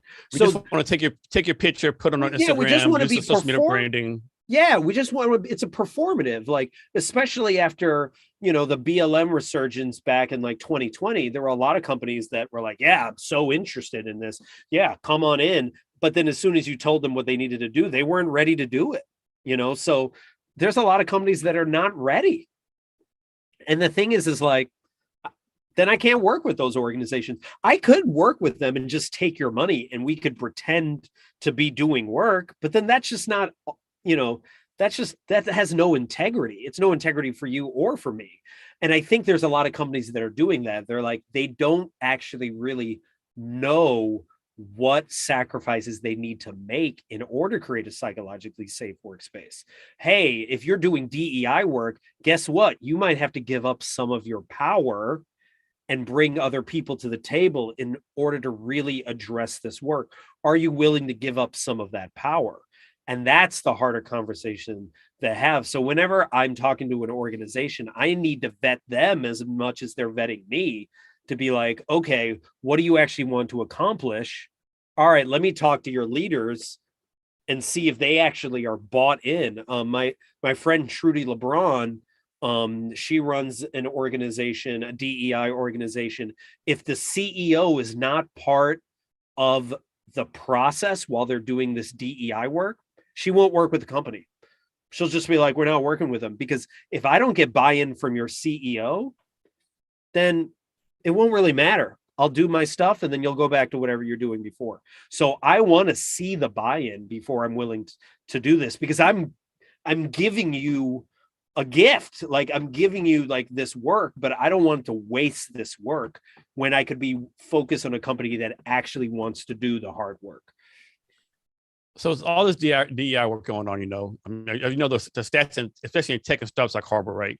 Yeah. All this DEI work, is it even making things better? It just seems like things are staying the same, right? It's like, it doesn't like anything's getting better as far as stats wise. I think it depends on the organization. Like, Disney's doing some really amazing things, right? But then you got the NFL that's not like it. I think it's at a case by case basis.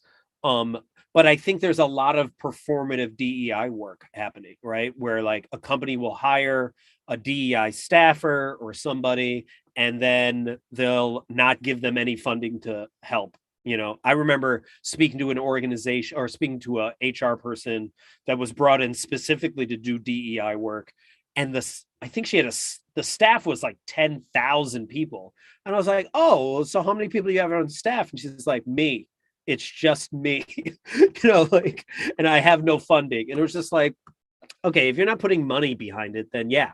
So I think we need to be asking ourselves, how much investment are we putting? How much staff do we have in it? How many consultants are we actually bringing in? And then tangibly, what type of progress do we want to see? When I'm running my psychologically safe workshops, I'm contacting them within a week and then again within a month to be like, how many more hard conversations are you having? How many more talks about transparency? How many meetings have you actually canceled? Like there's metrics you can actually measure to see what we're doing, and then talking to that staff as well and be like, do you feel as if anything has changed? Has that toxic person actually, have they actually started to set boundaries around that toxic person or put that toxic person in a performance improvement plan, or are they gone? There are metrics we can look at. So, Jeff, next, why is this so hard for people to have difficult conversations? Because it's uncomfortable, because they have never had them, because we've never been trained on having them, because we never were taught them in school.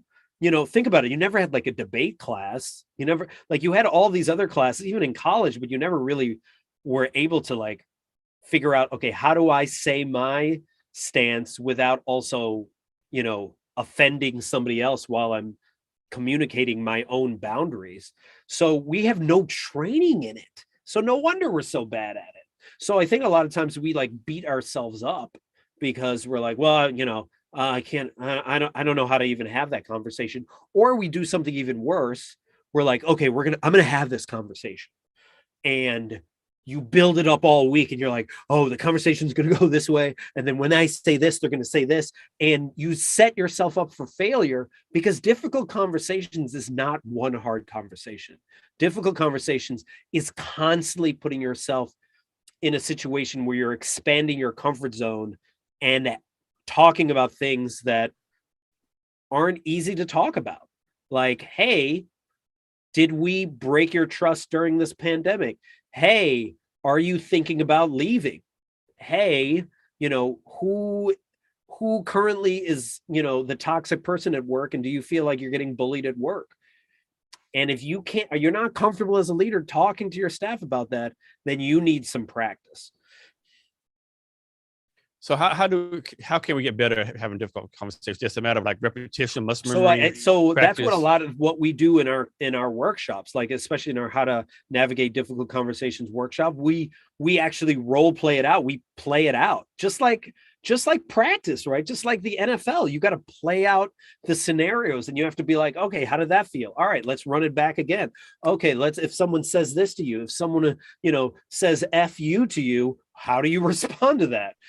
Are they attacking you? How do you keep your composure? Like we work it out over and over and over again, so that by the time you actually get out there, then you're like, hey, wait a minute, I can actually do this. Hey, wait a minute. When that person's attacking me, they're not actually attacking me. They're just scared.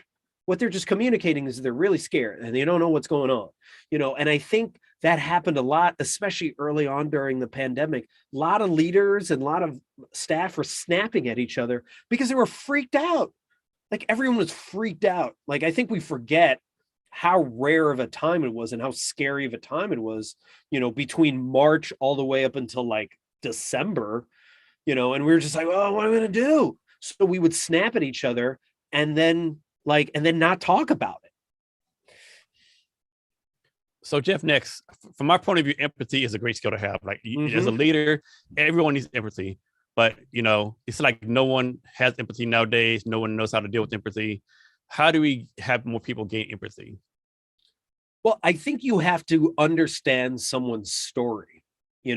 I say this a lot of times. If I had a superpower, my superpower would be to be able to like have two people shake hands, you know, and I would like be able to facilitate that, and they would experience the entire life of the other person. And that's really what empathy is, right? It's this idea of like, let me put myself in your shoes and feel what that's like. Brene Brown talks about how empathy, like sympathy, is someone's in a cave and you stick your head down into the cave and you're like, you okay down there? How you doing down there? Oh, you want a sandwich? Like, what's going on? Empathy is you going down in the cave with them, you sitting in the cave with them and being like, you're sad? Okay, I'm going to be sad with you. Oh, you're angry? All right, I'll be here with you. And I'm not here to like judge you. I'm not here to try to fix this. I'm just going to sit next to you during this time. And if leaders could do more of that, if leaders could just listen more to their staff about like, hey, what's going on with, you know, this is what's happening at work right now, and not always trying to fix it, but just trying to understand where their staff is coming from. Like, oh, I'm having a lot of trouble at home. Oh, okay. Well, do you want to talk about it? Okay. Yeah. I mean, I don't know if I want to fully talk about it, but like, it's just like stuff is really challenging. All right. How can I support you right now? Yeah, I mean, I don't know. What if I gave you Friday off for the next 2 weeks and I just cover what work you have to do so that you can focus on work at home? Oh, wow. That'd be amazing. Like let's start to think about that. Right. And I just did a technique of like of languages of appreciation. Your leaders should know what your staff's languages of appreciation are. Are they gifts? And gifts can be in the form of like bonuses. Like, I like money. Okay, great. Let's figure out how we can actually take your bonus. A lot of people don't really realize this. You could take a bonus that you give to someone at the end of the year. If you spread out that same bonus throughout the entire year, the same $10,000 bonus or whatever the number you have, and you just give it to them in increments whenever they do something good, higher productivity and more acknowledgement, more recognition. Because at the end of the day, what they want is recognition. They say they want money, but they also want the recognition. So same thing, different way, right? Another language of appreciation, acts of service. It's what I just said. Hey, I'm going to cover your, Friday, you take Friday off, or I'm going to cover this. Oh, you hate to do this type of work. Let me see if I can find someone else to do this work so you can do your zone of genius work, right? So that's acts of service. Words of affirmation. Not only are you giving them recognition and praise to their face, right, and within the department, but you're also giving them praise outside of the department. You're bragging to them, you're bragging about them to other department heads, just in case they want to eventually go to other departments. The fact that you're getting their back on that, the fact that you'd be like, hey, yeah, I'd be more than happy to write you a reference. Oh, I know you're like, oh, you're thinking about leaving this job. That's cool. That's fine. Let me write you a reference. I've known people that have been so willing to give them words of affirmation and write reference letters and have their back, that person left, went to another company, and then came back because they were so giving about like giving them praise. So that's like another example of it. So we have to be thinking about what are staff's languages of appreciation and how can we give it to them in the way that makes sense to them. And I think it's another way you can tell the difference between a good manager or a bad manager. I think sometimes people in general get it wrong, right? So someone's working for you, say, hey, John Bob, the manager, I'm quitting in 2 weeks. A lot of times they'll get mad and pissed off, right? Why are you leaving me? Yeah. We've done this stuff for you, blah, blah, blah. You're a horrible employee. Well, a good manager, like, oh, a good manager, oh, you're leaving. Where are you going to? Oh, you got a better job, Oh, because the bad manager think they're being this Lord leaving. But you should take the point of view, like, hey, this person under a better job because of your training, because what you did, what they learned the skill. You celebrate it, right? You celebrate the fact that they're moving on. Like, oh, that's awesome. Because when they move to a different company, you're gonna have like an ambassador for you and your company for the rest of your life, right? Versus being pissed off and petty and oh, why are you leaving for? Exactly. You're fired right now, leave. I just think so many people get that wrong. Yeah, and good leaders also don't make it about them. Like if you think about all the toxic leaders, it's all about them, right? And a good leader constantly is putting their staff first. I talk a lot about Dan Price from Gravity Payments, right? Dan Price, set a minimum wage at his company of $70,000 a year back in everyone said his company will fail, but they're booming. Even after COVID, back in 2015, he did this, and all these CEOs were like, "That's dumb. Like, you are going to be out of business within a year." And then they were thriving, right? And then people are like, "Oh, whatever." Then the pandemic hit, and all of his staff were willing to take pay cuts. They were taking pay cuts between 20 and 40%. Not one they didn't have to lay off one staff member during the pandemic because they were willing to take pay cuts. Why were they willing to take pay cuts? Because he had went above and beyond for them, and now they were reciprocating that back to him. That's what we need to be seeing more of. That it's like, let me get your back so you'll get my back. And I think a lot of leaders right now that are narcissistic, right? Like, what was it? This psychologist basically recently said, if you want me to study narcissism, point me to the top 20 CEOs of Fortune 500 companies. There you go. That's your narcissism. As long as we're celebrating that type of leadership, we're not going to be creating spaces where people want to go back to work. And with Dan Price, even if you don't agree with what he did or his background with the philosophy, you cannot ignore the business results. I mean, you just can't. Exactly. You cannot ignore the business results of what he did.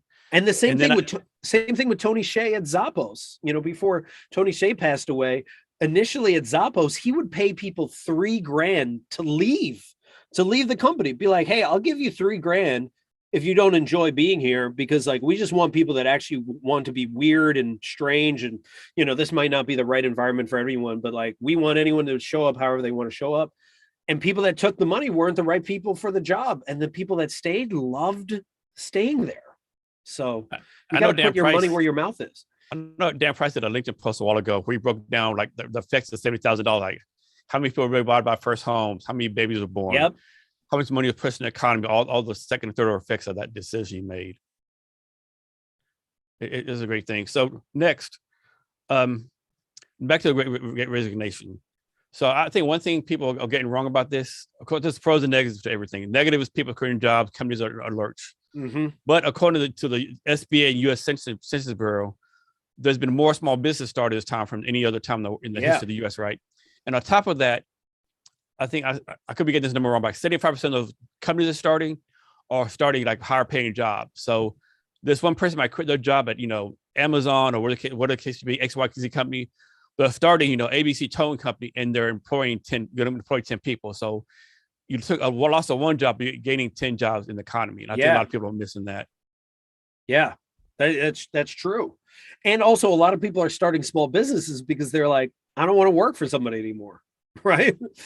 I hated my last 4 bosses, so why don't I be my own boss? I know someone did a LinkedIn post a couple of days ago. They worked in a large company, and they took this idea to the boss. Oh, that sounds pretty good. Go to the next boss. And so 3 managers was up. They all said a great idea, but then 2 months later, no one said anything. No one did anything. So he decided, you know what? I'm tired of being blown off. No one taking my input. I've had several ideas. At least tell me something, right? Tell me it doesn't work, whatever. This is great idea, and go back to work. So what he did, he quit and started a company doing this idea, and he sold it $20 million a couple of weeks ago, right? And so I put on the post I wonder what percentage of people quit their job and start companies because of managers like this. Well, what's interesting is I got to look up what his name is, but the CEO of Zoom, Eric Yuan, was working on Microsoft's meetings. I remember that. He was working on a virtual platform for them, and he was trying to explain his idea to them because there's something magical about Zoom where I remember that story. Just looking at the screen and am I talking directly to you? Can you see me? Are we vibing? He was able to figure that out, and he was trying to figure that out with Microsoft, and they didn't want to hear it. So he's just okay, I'll just make my own small company. And now how many people are using Zoom, and how many people are using Microsoft meetings, and how many people complain about Microsoft meetings? I mean, Microsoft Teams, horrible. WebEx, all the other ones, all those, man, GoToMeeting, all of them. And Eric tried to give them the idea, and they didn't want it. It's unbelievable. And this is another example of leaders not listening to their staff. and not Yeah, creating a safe space. Like they did a study a while back that found that many top executives, I think it was 70 or 80% of top executives, will not share their best ideas with their leader because they don't want them to steal it. So right now, if you think about a lot of Fortune 500 companies or just products that we have the mediocre version of so many products because people aren't willing to share their best ideas. I know it's crazy. So next, let's talk about public speaking. Uh-huh. Talk about the points of regardless what you do in life, where you're a CEO, fast food worker, high school student, whatever the case would be. Talk about the points of learning public speaking as a skill and getting better at public speaking. Yeah. So I think what is important about public speaking is just like, well, why do you want to be a speaker? What are you trying to do? I saw Kamala Harris giving advice to like this 13-year-old girl about how to speak in public because she's like, I'm so scared, I'm so nervous. And Kamala basically said to her, she was like, it's not about you. You're channeling a message. Like you have a message that happens to be coming through you, but but even though you're up on stage and people are looking at you, the message is more important than you. And I think phenomenal public speakers understand that. They understand that they're constantly trying to attune with the crowd or attune with people. Like you can feel it in the room. I'm about to do this presentation that I mentioned to you for like Highline College about leadership, and I was going to bring up MLK and how during his I Have a Dream speech, he actually changed the last 16 minutes. Yeah, a lot of people don't know that. A lot of people don't know that. He just like went off the cuff and started attuning with the crowd and feeling what the crowd was, vibing off of and hearing that and responding to it. And it was like this call and response type experience for him, and he was just channeling that inner genius, right? Channeling, that creative muse. And when you're doing that, like, then you're like, oh, this is so much more important. This is bigger than me, right? Because I'm not going to be around for forever, but what can I do at this moment to cause a ripple effect? So whenever I'm about to go into like a talk, which I'm about to go into one, in a couple hours, I'm constantly saying to myself, how can you have an impact? How do you make the biggest impact? Remember, this is not about you. This is about impacting people's lives and showing up. So remember, this is not about you. This is about them. How do you make it all about causing a ripple effect for them? So then they walk away and then they can take that information and become better leaders.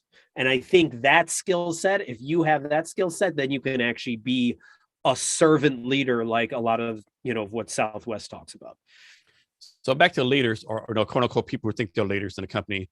I think a lot of, so-called leaders, they get this thing where I'm this position, so I know better than anyone in my organization or in my staff, right? And I think so many companies, organizations get destroyed from that kind of thinking. Yeah, I think when you haven't been in the trenches for a really long time, and that's what I would tell leaders also to do. When was the last time you were in the trenches? When was the last time you did the job of, when did you last time do the job of the lowest paid worker at your company? There's what is it? Undercover Boss. And I want to propose a show called Boss Swap, where the boss, the CEO, has to swap roles with the lowest paying person in the company for like 3 to 6 months, maybe even a year. Because can you imagine if you swap Jeff Bezos's current job to the warehouse worker that does the midnight shift, which my nephew used to do, is a rough shift from like 11 p.m. to like 6 a.m. And he had to do that for 3 to 6 months and live off of the money of that. Like Bezos would totally change how he treats his employees. And I think a lot of bosses need to do that. A lot of leaders need to understand what it's like to be in the trenches. And when you have a lot right now, you have a lot of leaders that are so removed, and then they have these meetings to talk about what staff need to do, and they have no idea what that job is. They have no idea what, and they're making decisions that are going to affect thousands of people's lives, and they haven't even been there, right? Like, you see that in schooling when you have a lot of administrators and principals being like, this is what we should do for teachers. And you're like, when was the last time you taught in a school? Oh, I've never even taught in a school. Why are you giving advice then to teachers on how to teach in their school? Like, yeah, it's mind blowing to me. I remember a while ago when the delivery companies like DoorDash or one of those type of companies, I can't remember which one, they came with a policy where everyone in the company had to deliver food for one day, right? It was DoorDash. DoorDash did it last month. And all these people came out, and especially the software developer, like, I'm not doing that. That's too dangerous. It's too dangerous. Yeah, I'm making $100,000 off these people delivering food. It's not too dangerous for them.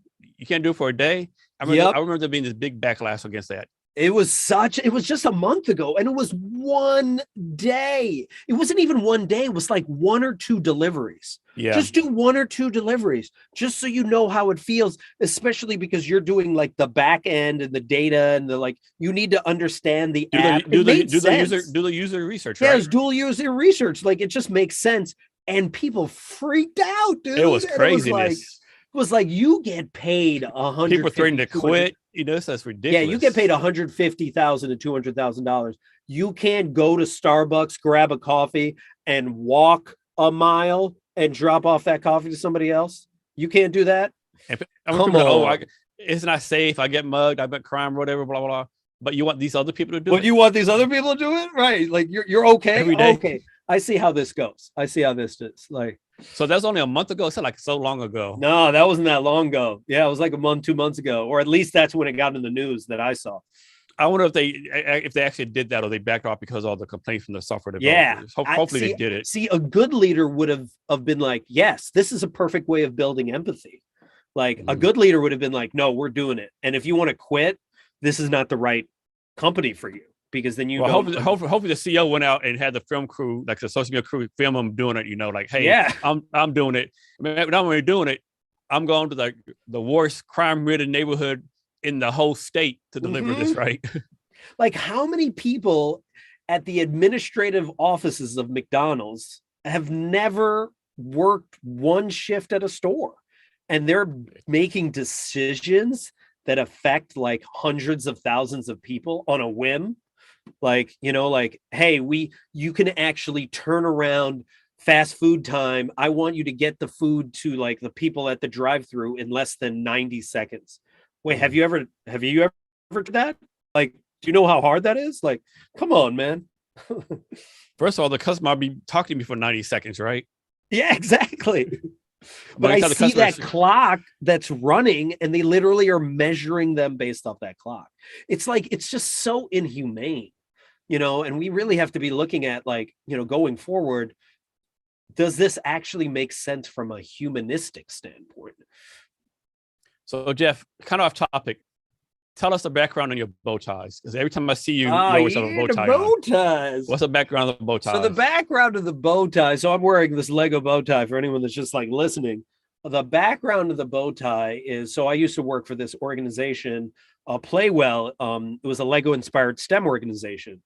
And we built it from like 7 people to like 400 people. And the whole time we would just play. Like, we had no business plan. We just made up stuff as we went along. We failed miserably, but we just kept going. And then and it grew. We would fail, and then we would try out, and we keep changing. So, one time I was about to go to a conference, and my former colleague, Lisa, we had just made these bow ties that we had just, like, someone had fooled around with them and made some. And she was just like, I dare you to wear this to a conference. And I was like, ooh, I love a dare. I was like, I'll wear it, so I wore it to the conference, and the conference was so much better. Like, I attracted all these nerdy people. People wanted to talk to me about Star Wars and Karate Kid and, Lego, and just like, And what was interesting was by wearing this, without even realizing, I was giving permission for people to play or hang out with me. And then I was like, well, why don't I just wear this other places? So I'd wear it to the airport, I'd wear it to like restaurants, same experience. Like we'd be like, oh my gosh, I want to talk to you about, and I was just like, oh, this is so much more fun. And I figured like, listen, when we go to work, everyone's wearing a costume. Like everybody has their like they have their tie, they have their pantsuit on, and it's just like, well, why don't I wear like I'm gonna wear my costume as well, but like my costume's gonna mock the idea of us all wearing these costumes. So I say this a lot as well of like, well, why don't we play more at work? You're already playing at work already. You're playing a role that you think people want you to play.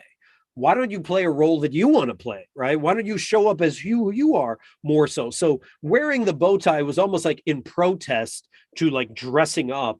And it also just reminded me not to take myself so seriously. So Jeff, let's go back to resumes for a minute. So a lot of people in the job search, they'll be told, don't send your same resume to like 10 different companies, tailor your resume each part. Mm-hmm. But is that really good advice? I mean, because like if you're telling of course you're not going to lie, put anything false in your resume, but you're telling your resume to each company. Are you really putting your authentic stuff out there? So you have one base resume. Hey, this is what I do. This is what I want to do. Here's my true self, and then send it to companies like that. What's your opinion on that? Yeah, I mean, I've seen some really horrible resumes, and I've seen some really fascinating, phenomenal resumes, and I feel like there is a certain value to adapting it slightly, especially if the job is drastically different. If you're trying to like, if you're like in sales and you want to communicate how much you've sold in the past, then that's how it should be reflective, right? If you're talking about, recruiting, how many people have you recruited? Like, what is your, what's the turnover rate at your organization? What was the turnover rate when you first arrived? And were you able to change that? Like, I think there's value in doing that. But I think something that's actually more important than any of that is like, how is your resume communicating who you are in a unique way? And this might not just be your resume or your cover letter, but I'm constantly telling people like, in addition to like applying the standard way where you submit your resume and cover letter, what other unique things are you doing to get the attention of an organization? Send a DM through Instagram, yeah, like comment yeah. on something, or so yes, yeah, make a video that goes with your resume, right? Yeah. Send a Loom or send a video response via LinkedIn just to connect with the department people and just be like, hey, I just applied for this job. This is why I really love your organization. This is what I really appreciate. These are my skill sets. You already have my resume, but I just want to like introduce myself publicly so that you could see who I am. Like, let's start being creative, right? Let's start reaching out to people and talking to them way before you actually apply for a job. Hey, sending a LinkedIn message and being like, I just love the work that you do at your organization. I love specifically your department. I would be fascinated to find out, what are the skill sets you need to work for your department? If you have any time, I'd love to connect with you. If not, totally understand. You send out a bunch of those. You send it out to like 10 different people at 10 different organizations, or heck, 20 different people at 10 different organizations. So you look up different people at different departments at companies that you want to work for. Someone's eventually going to get back to you, especially if you're giving them praise. And, I'm working with this guy, Blake Fly right now, who's having us just send thank yous to people that we used to work with, or people that we have like a good relationship with, and be just like, hey, like, I really appreciated being on your podcast. Hey, I really appreciated doing that project with you, as a way of like reconnecting with people. And again, just showing up with a certain level of shared humanity. And that is how you get moved up on the resume list. If you're just sending out so many resumes and maybe some cover letters and just hoping, I don't think you're going to be that successful. At this point, you have to be creative. You have to come up with a brand new way of doing it. I remember right after 9/11, I was in New York and like jobs were scarce. This guy showed up wearing his resume. he had a placard resume that back and front, and he just stood outside the companies that he wanted to get hired by. Guess what? He got hired. Like that's freaking genius. There was a guy that wanted to work for it wasn't Stevie Wonder, but something Jones. I forgot what the last name. This guy called their office every day, specifically at 8 a.m. every day for a whole month, and then finally got attention. So you don't have to do those things, but think of what creative way that makes sense to you that you'd want to do. I know a while ago, of course, I have no concept of time anymore. It might have been 2 weeks ago, might have been a month. Someone did a poll on LinkedIn, and it basically said, "Hey, my daughter wants to know if she should sort of put a picture on her resume." And I think it had like 10,000 like votes. Like 80% said no picture, nothing creative, traditional like a resume. And I put a comment: "Are we still in the 1980s? Like she should like put out whatever she's comfortable with, right? It has Whatever to be she's based on her job. with. What should come in the world, right?" But so many people like, and I call them the old HR, not based on age, but based on mindset. Oh no, black and white resume, 12 font, blah blah blah. Yep. You're not gonna get a job being creative, you know. I'm like, are you kidding me, right? Like, this is not 1980. Like, come on now. If you're applying to a creative job, then show creativity in the resume, right? Yeah. I know if you're like trying to be an accountant or maybe a banker, yeah, I get it, right? Traditional resume, I get it. So next, let's talk about TikTok. It seemed like you had a lot of fun on there. That's how I found you on TikTok. Yeah. You make a lot of great videos. Why are you TikTok? What do you get out of it? What's the purpose of being TikTok? So I started making them because like, I just wanted to see if I could do something that scares me. So like March 2020 rolled around, and up until that point, I had not made many videos, and I was scared to like make videos and like look at myself in a video. I was like, I hated how I sounded. I hated how I looked. And I was just like, oh gosh, like I'm weird. And you know, and then all of a sudden I was like, and I would use the excuse, I don't have time. And then March 2020 rolls around. I was like, guess what? You have all the time in the world. And you know what I did with that time? I binge watched Netflix. I went on social media.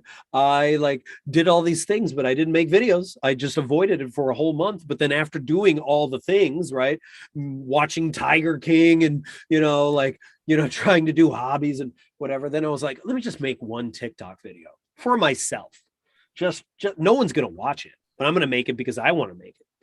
And then I just started making these videos as a way of coping during the pandemic and processing things, right? Like just processing my thoughts. And it's only like 30 seconds or a minute. So it's like, it's not that hard. And by doing it, I got really comfortable with cutting video. And that gave me the bravery to then start hopping on podcasts because I was like, no, hey, this is not that hard. I love to talk about my work. And then by the end of the year, by the end of 2020, I'd been on over 100 podcasts and I had made like over 400 TikTok videos. And at the beginning, I was like freaked out. I was like so scared to do it. So a lot of it was just seeing like, how do I do something that scares me every day or do something that at least pushes me outside of my comfort zone. And then by doing that, I found a community. And I started talking about my work and psychological safety and stuff like that. And people start following you on that platform because it's the TikTok is such a fascinating platform because you can stitch videos, meaning you can like take someone's video and add on to your video. You can duet videos where they're doing the video and you do it right next to them. There's so many ways you can play with other people's content. You can even like copy their voice and then redo their voice, but you're lip syncing their voice, right? That and there's now over people on TikTok that it's like a world where you find people resonate with you. So it's just so interesting. So it's such like an interesting platform, and it's also where I got a ton of my information now.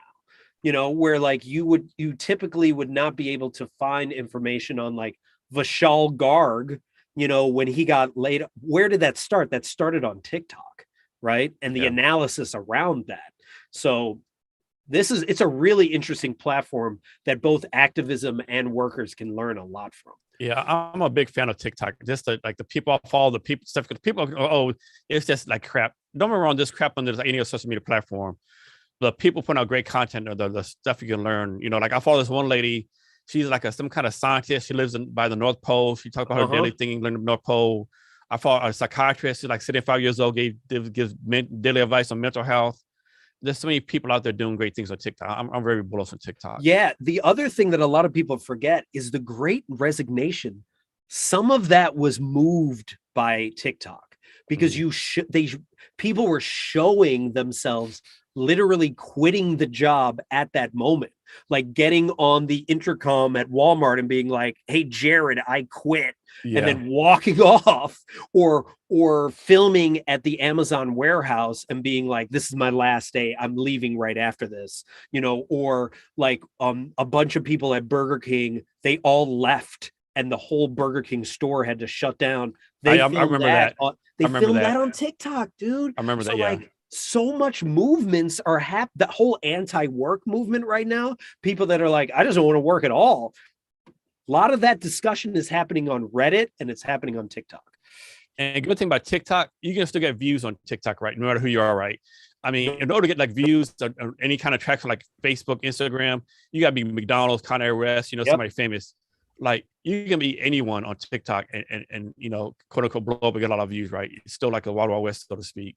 Yeah, it still is. And it's interesting because if you simply are saying something that, and you're being really brave and being like, hey, I want to share this really important thing, it resonates with a lot of people, I think still with TikTok, there's no rhyme or reason. Like you might make a video at 2 p.m, get 2 views, make another view at 6 p.m, you get 2,000 views, right? I think there's no set thing. Like you just got to push stuff out there. You just got to put it out there.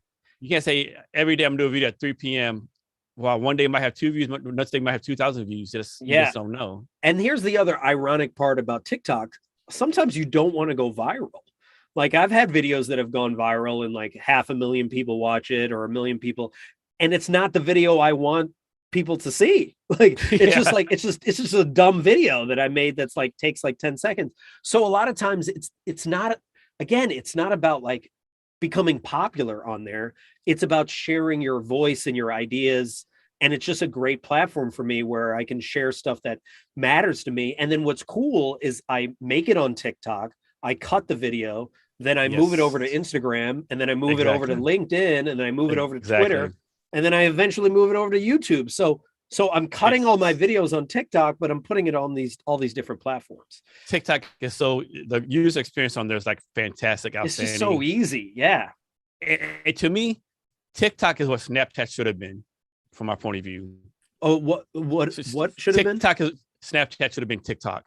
Exactly. Snapchat started out, and then it got clunky and stuff. Like, to my mind, I saw Snapchat being TikTok, but Snapchat went another direction, I guess, and TikTok did whatever, But yeah, and also think how TikTok got so popular during the pandemic, right? Yeah, it was when I first hopped on. Yes, it was just teenagers dancing, and you'd be like, "This is really stupid."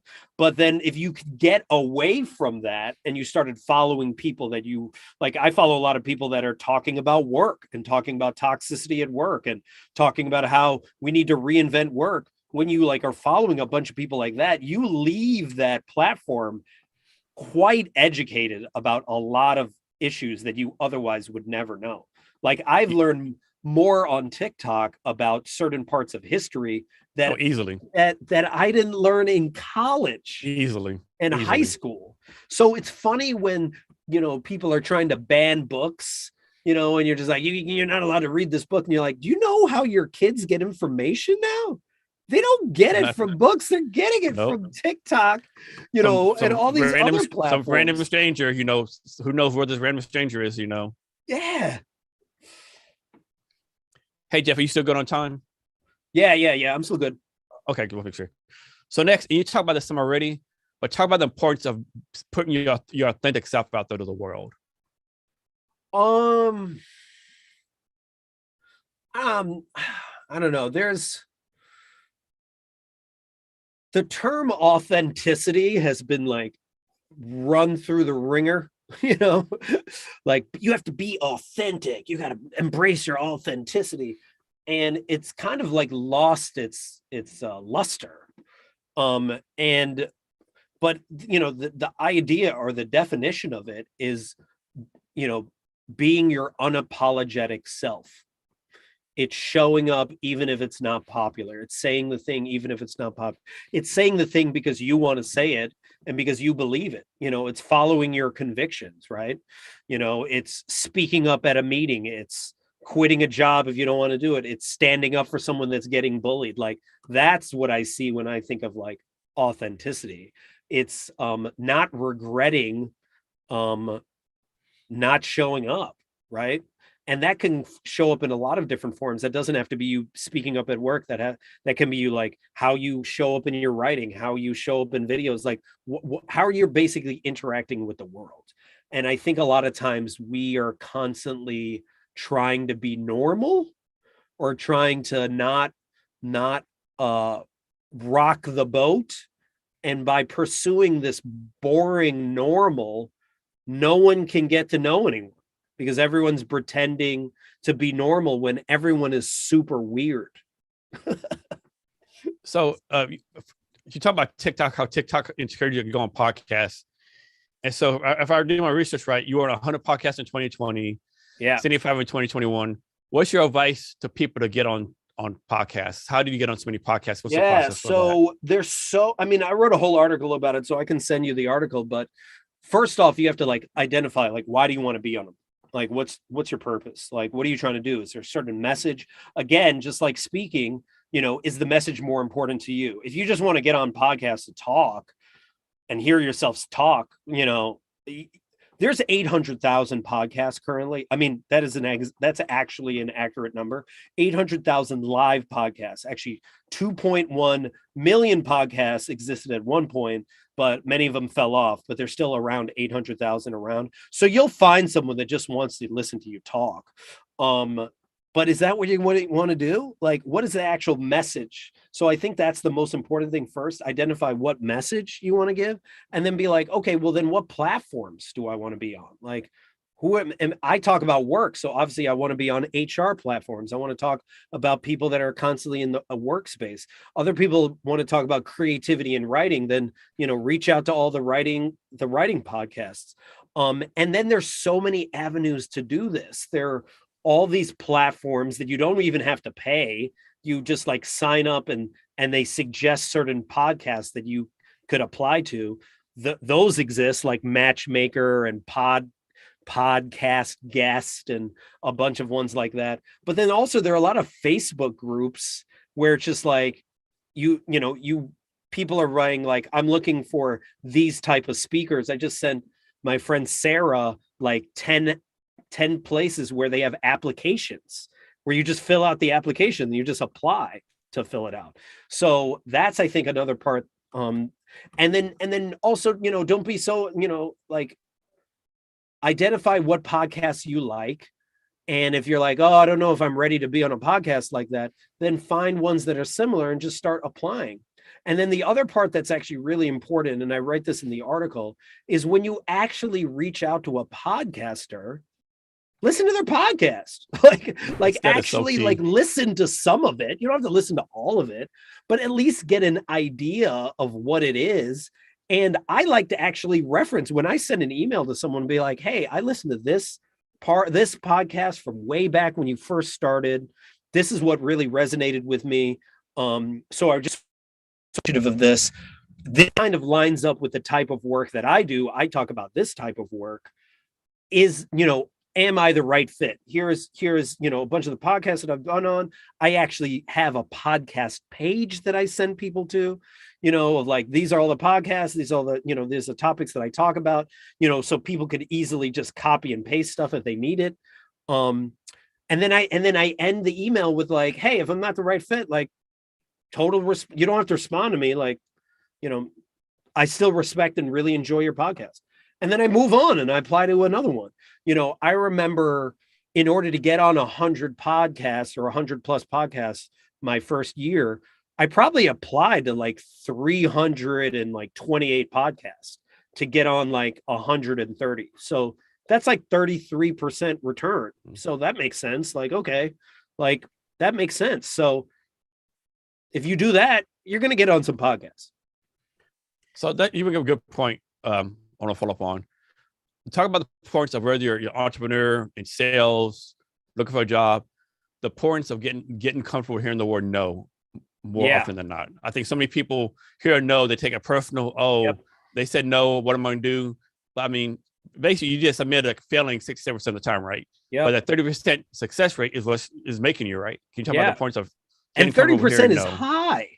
Because it's very high. Yeah. When I am sending out like, cold emails or trying to build up like, new work, if I email 100 people, if 3 people get back to me, I'm like, oh my goodness, this is huge. That's 3%, so I think we have to get, and this ties back into difficult conversations. We have to get uncomfortable being uncomfortable, like, and realize it's not about you. Most of the time, it's not about you. And if you realize that, then you wouldn't internalize so much stuff. Exactly. So next, you did a Medium article a while ago, maybe it was recently, and the basis was, a question was, how can it get any better than this? Oh, can you talk about that? Yeah. So, so I studied, positive psychology, got like, certified in it. And, we talked a lot about framing, like how do you frame your day? And my friend Eric Bailey would talk about how, like, when you want to buy a yellow car, you'll see a yellow car everywhere. Like, you'll just see it everywhere. Like, it's just happens to everyone. It's just pattern recognition, right? So, okay, well then let's play with pattern recognition for a second. So my friend Desiree taught me this really interesting question that she would ask herself at the beginning of the day and throughout the day. And she would ask herself, how can it get any better than this? And she would ask herself that when she's having a bad day. She would ask herself when she's having a good day, but she would ask her like, ooh, with curiosity, how can it get any better than this? Not with expectations, because expectations are the thief of joy, but just be the curiosity, like, ooh, how can it get any better than this? And then things would actually get better, right? So like, perfect example this morning for me, like, I woke up and was excited about the day. And I was just like, ooh, how can it get any better than this? Ooh, I got like my favorite sandwich. How can it get any better than this? Now we're having this conversation. Ooh, how can it get any better than this? I'm doing this presentation afterwards. How can it get any better than this? I'm going to get to see a friend tonight and hang out with them. So like, when you are constantly priming yourself to look for positive patterns, you will see positive patterns.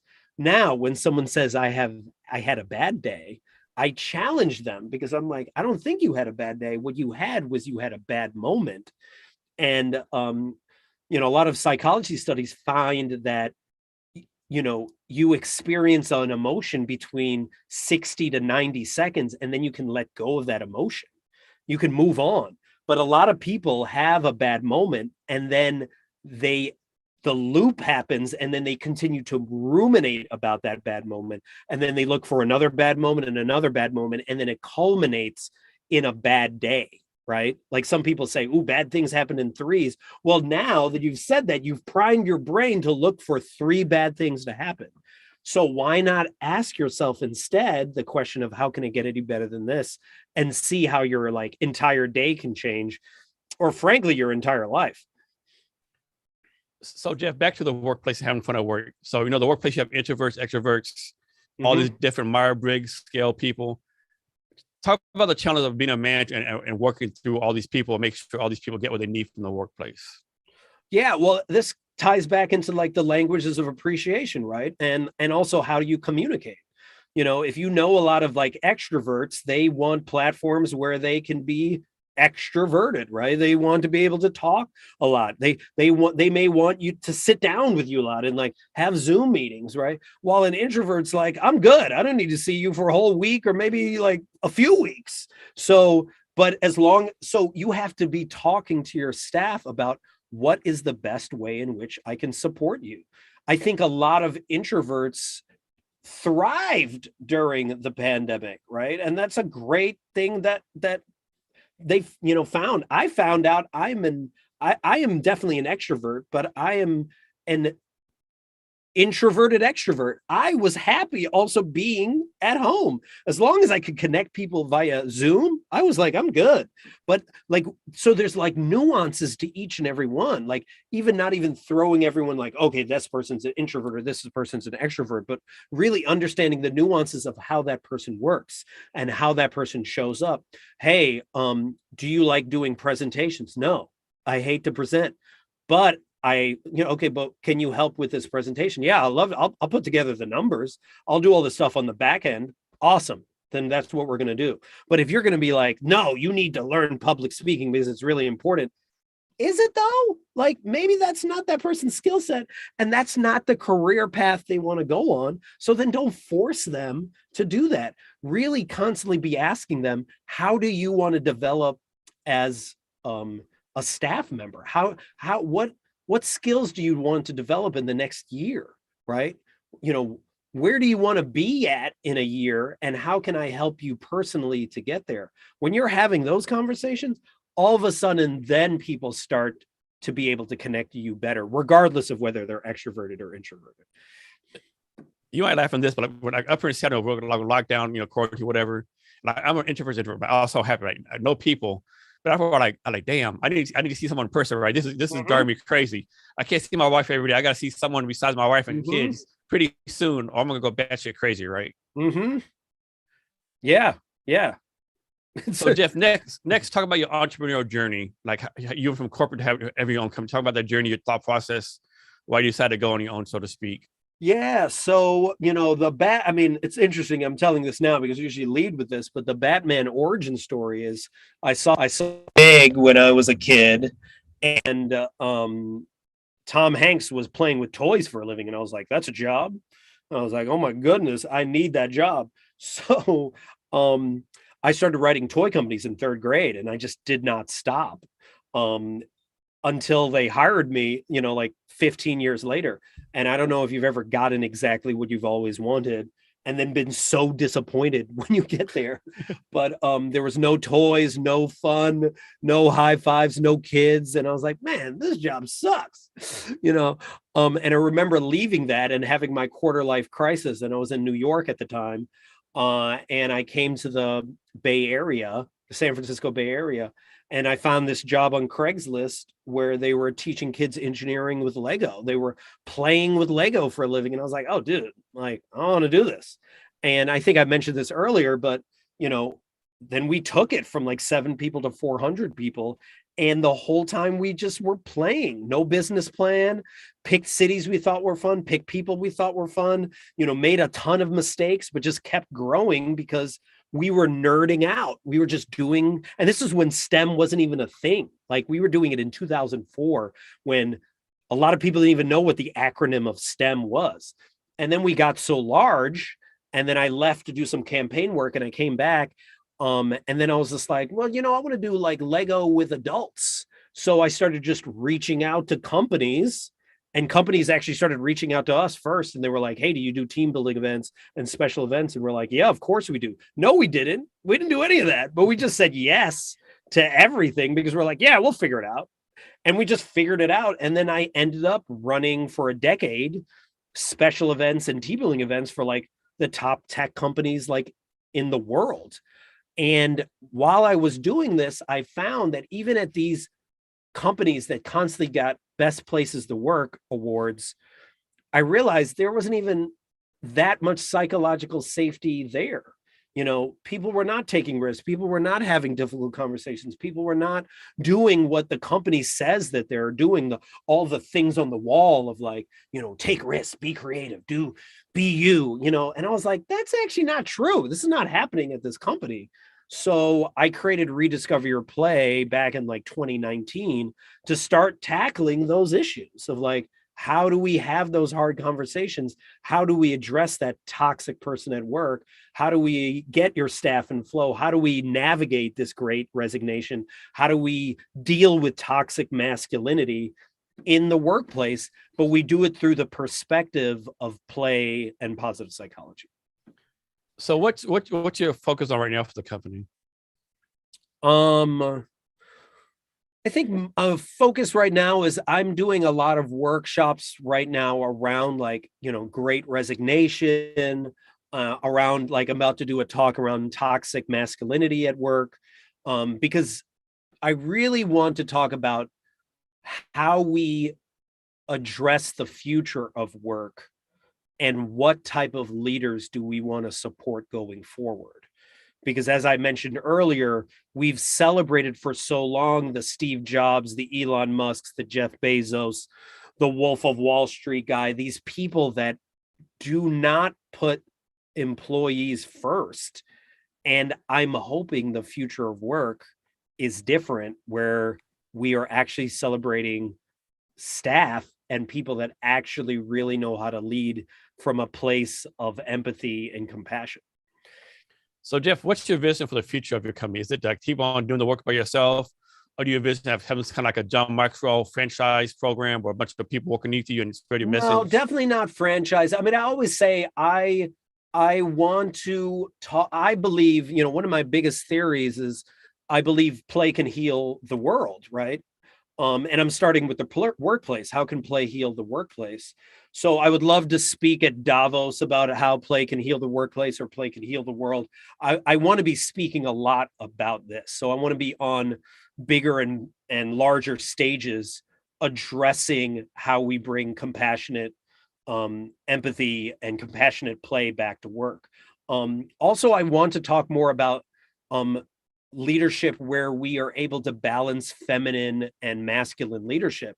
For such a long period of time, we've only celebrated masculine leadership, which is like analytical and decisive and competitive.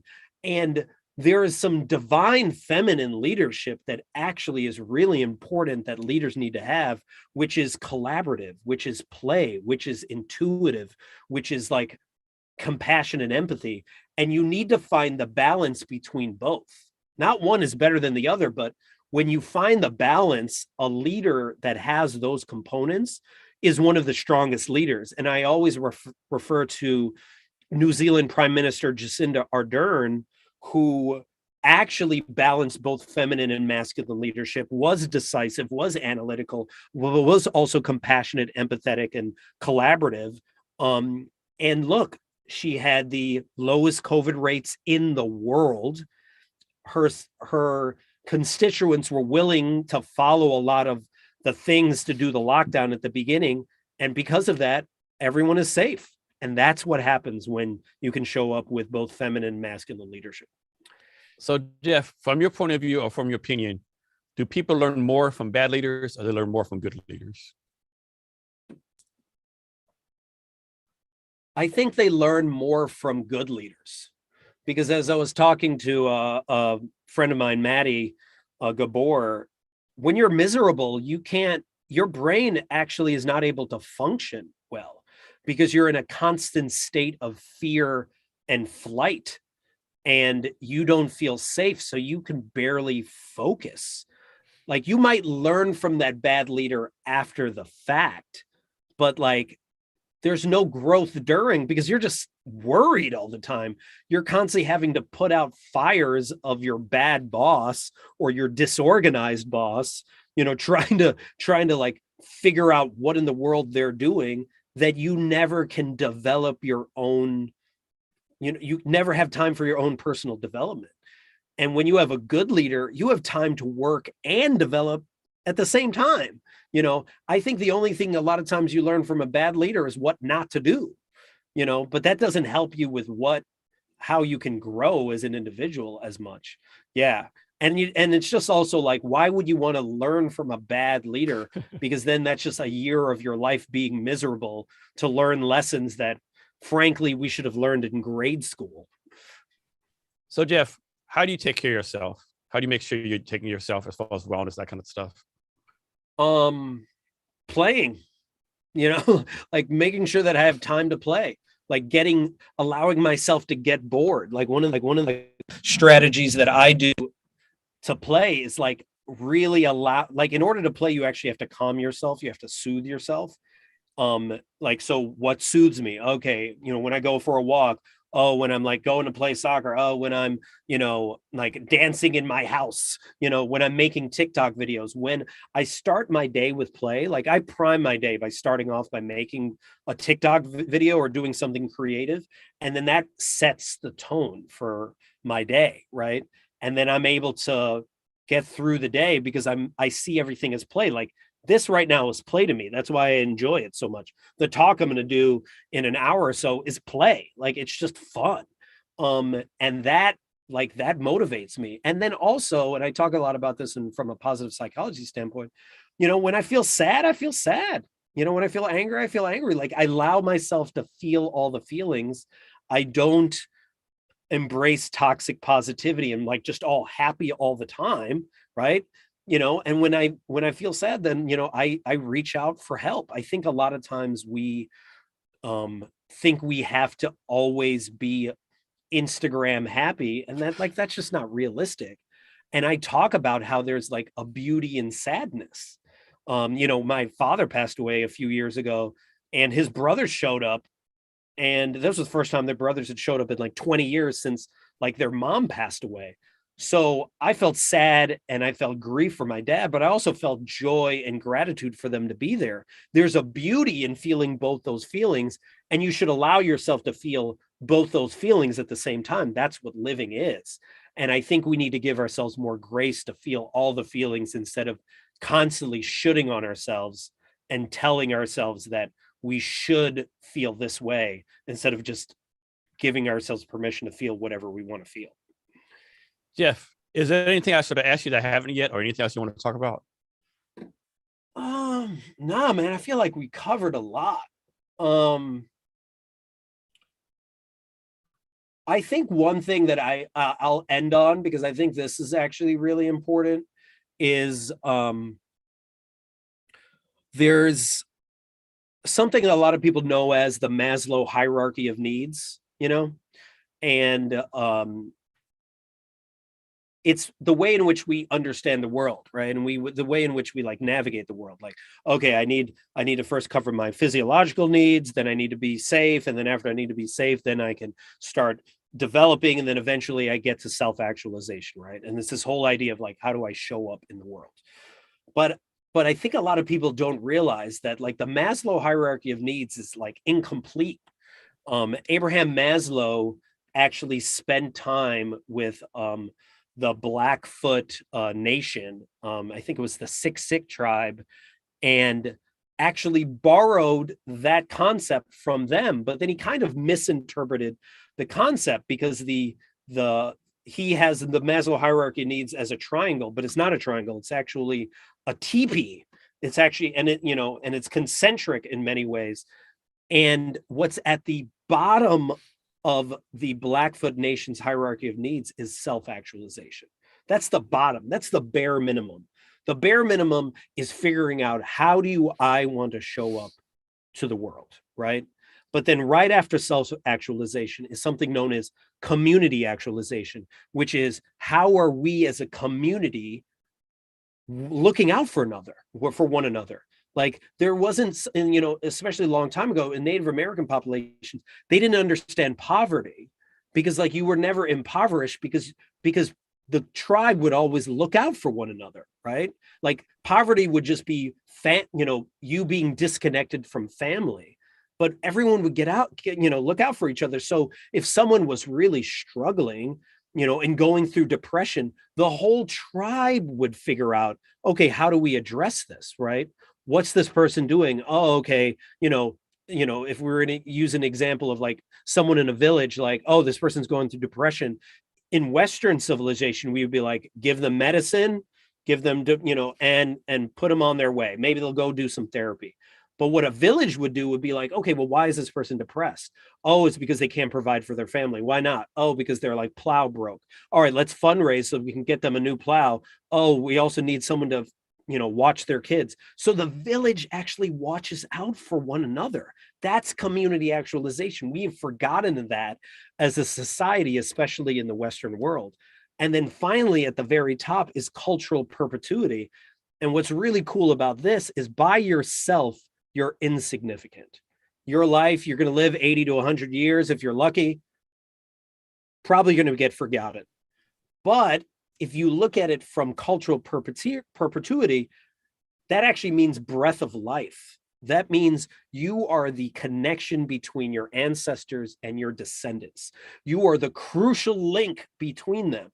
So all of their successes, their failures, the historical traumas, all of that, you get to pick what you want from history from 7 generations ago and all the way back, and you get to decide what you get to pass on to the next generation. Like, that is so impactful. That is so important. And that's so much about, again, it's not about you. It's about something so much bigger than you. And when you're that connection, then you're able to do work from a different standpoint. Then you're able to show up to work and be like, I'm not just making money here. I'm actually have a ripple effect that will have consequences and impact for generations. So how do I actually want to show up at work right now? Jeff, do you have like a resource or discount or gift you want to give to the listeners? Some people do, some people don't. No.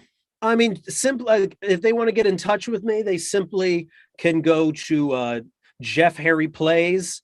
That's my handle. If you want to see my videos, at Jeff Harry Plays, JeffHarryPlays. My handle is that on TikTok, Instagram, LinkedIn, YouTube, Twitter, Medium, all of that. And then if you just actually want to have a conversation with me, I do like a complimentary conversation where I talk about like how we can solve your issues in the workplace using positive psychology and play, or just within yourself.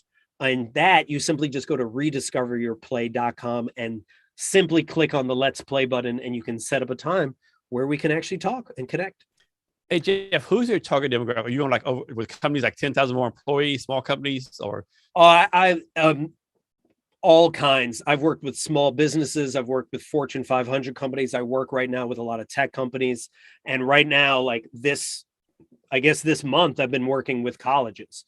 So it's kind of across the spectrum. I also work with like SHRM chapters. So anyone that wants to improve how we work so that more people can enjoy work, that's who I want to work for. And to listeners, we'll have the links to social media on the show notes. You can find the show notes at www.cabinetshr.com.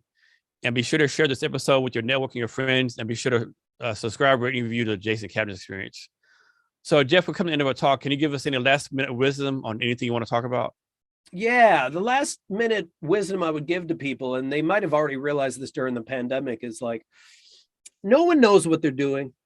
Nobody knows. I wish I knew that like 20 or 30 years ago. We're all just making it up as we go along. And you think that, anyone that you think does know what they're doing, if you saw the behind the scenes, you'd realize they're as much of a mess as you are.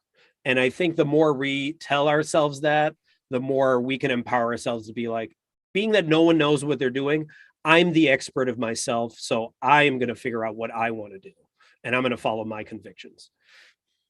Jeff, thanks for your time today. Really appreciate it. Yeah, man, this was fun. And to our listeners, thank you for your time as well. And remember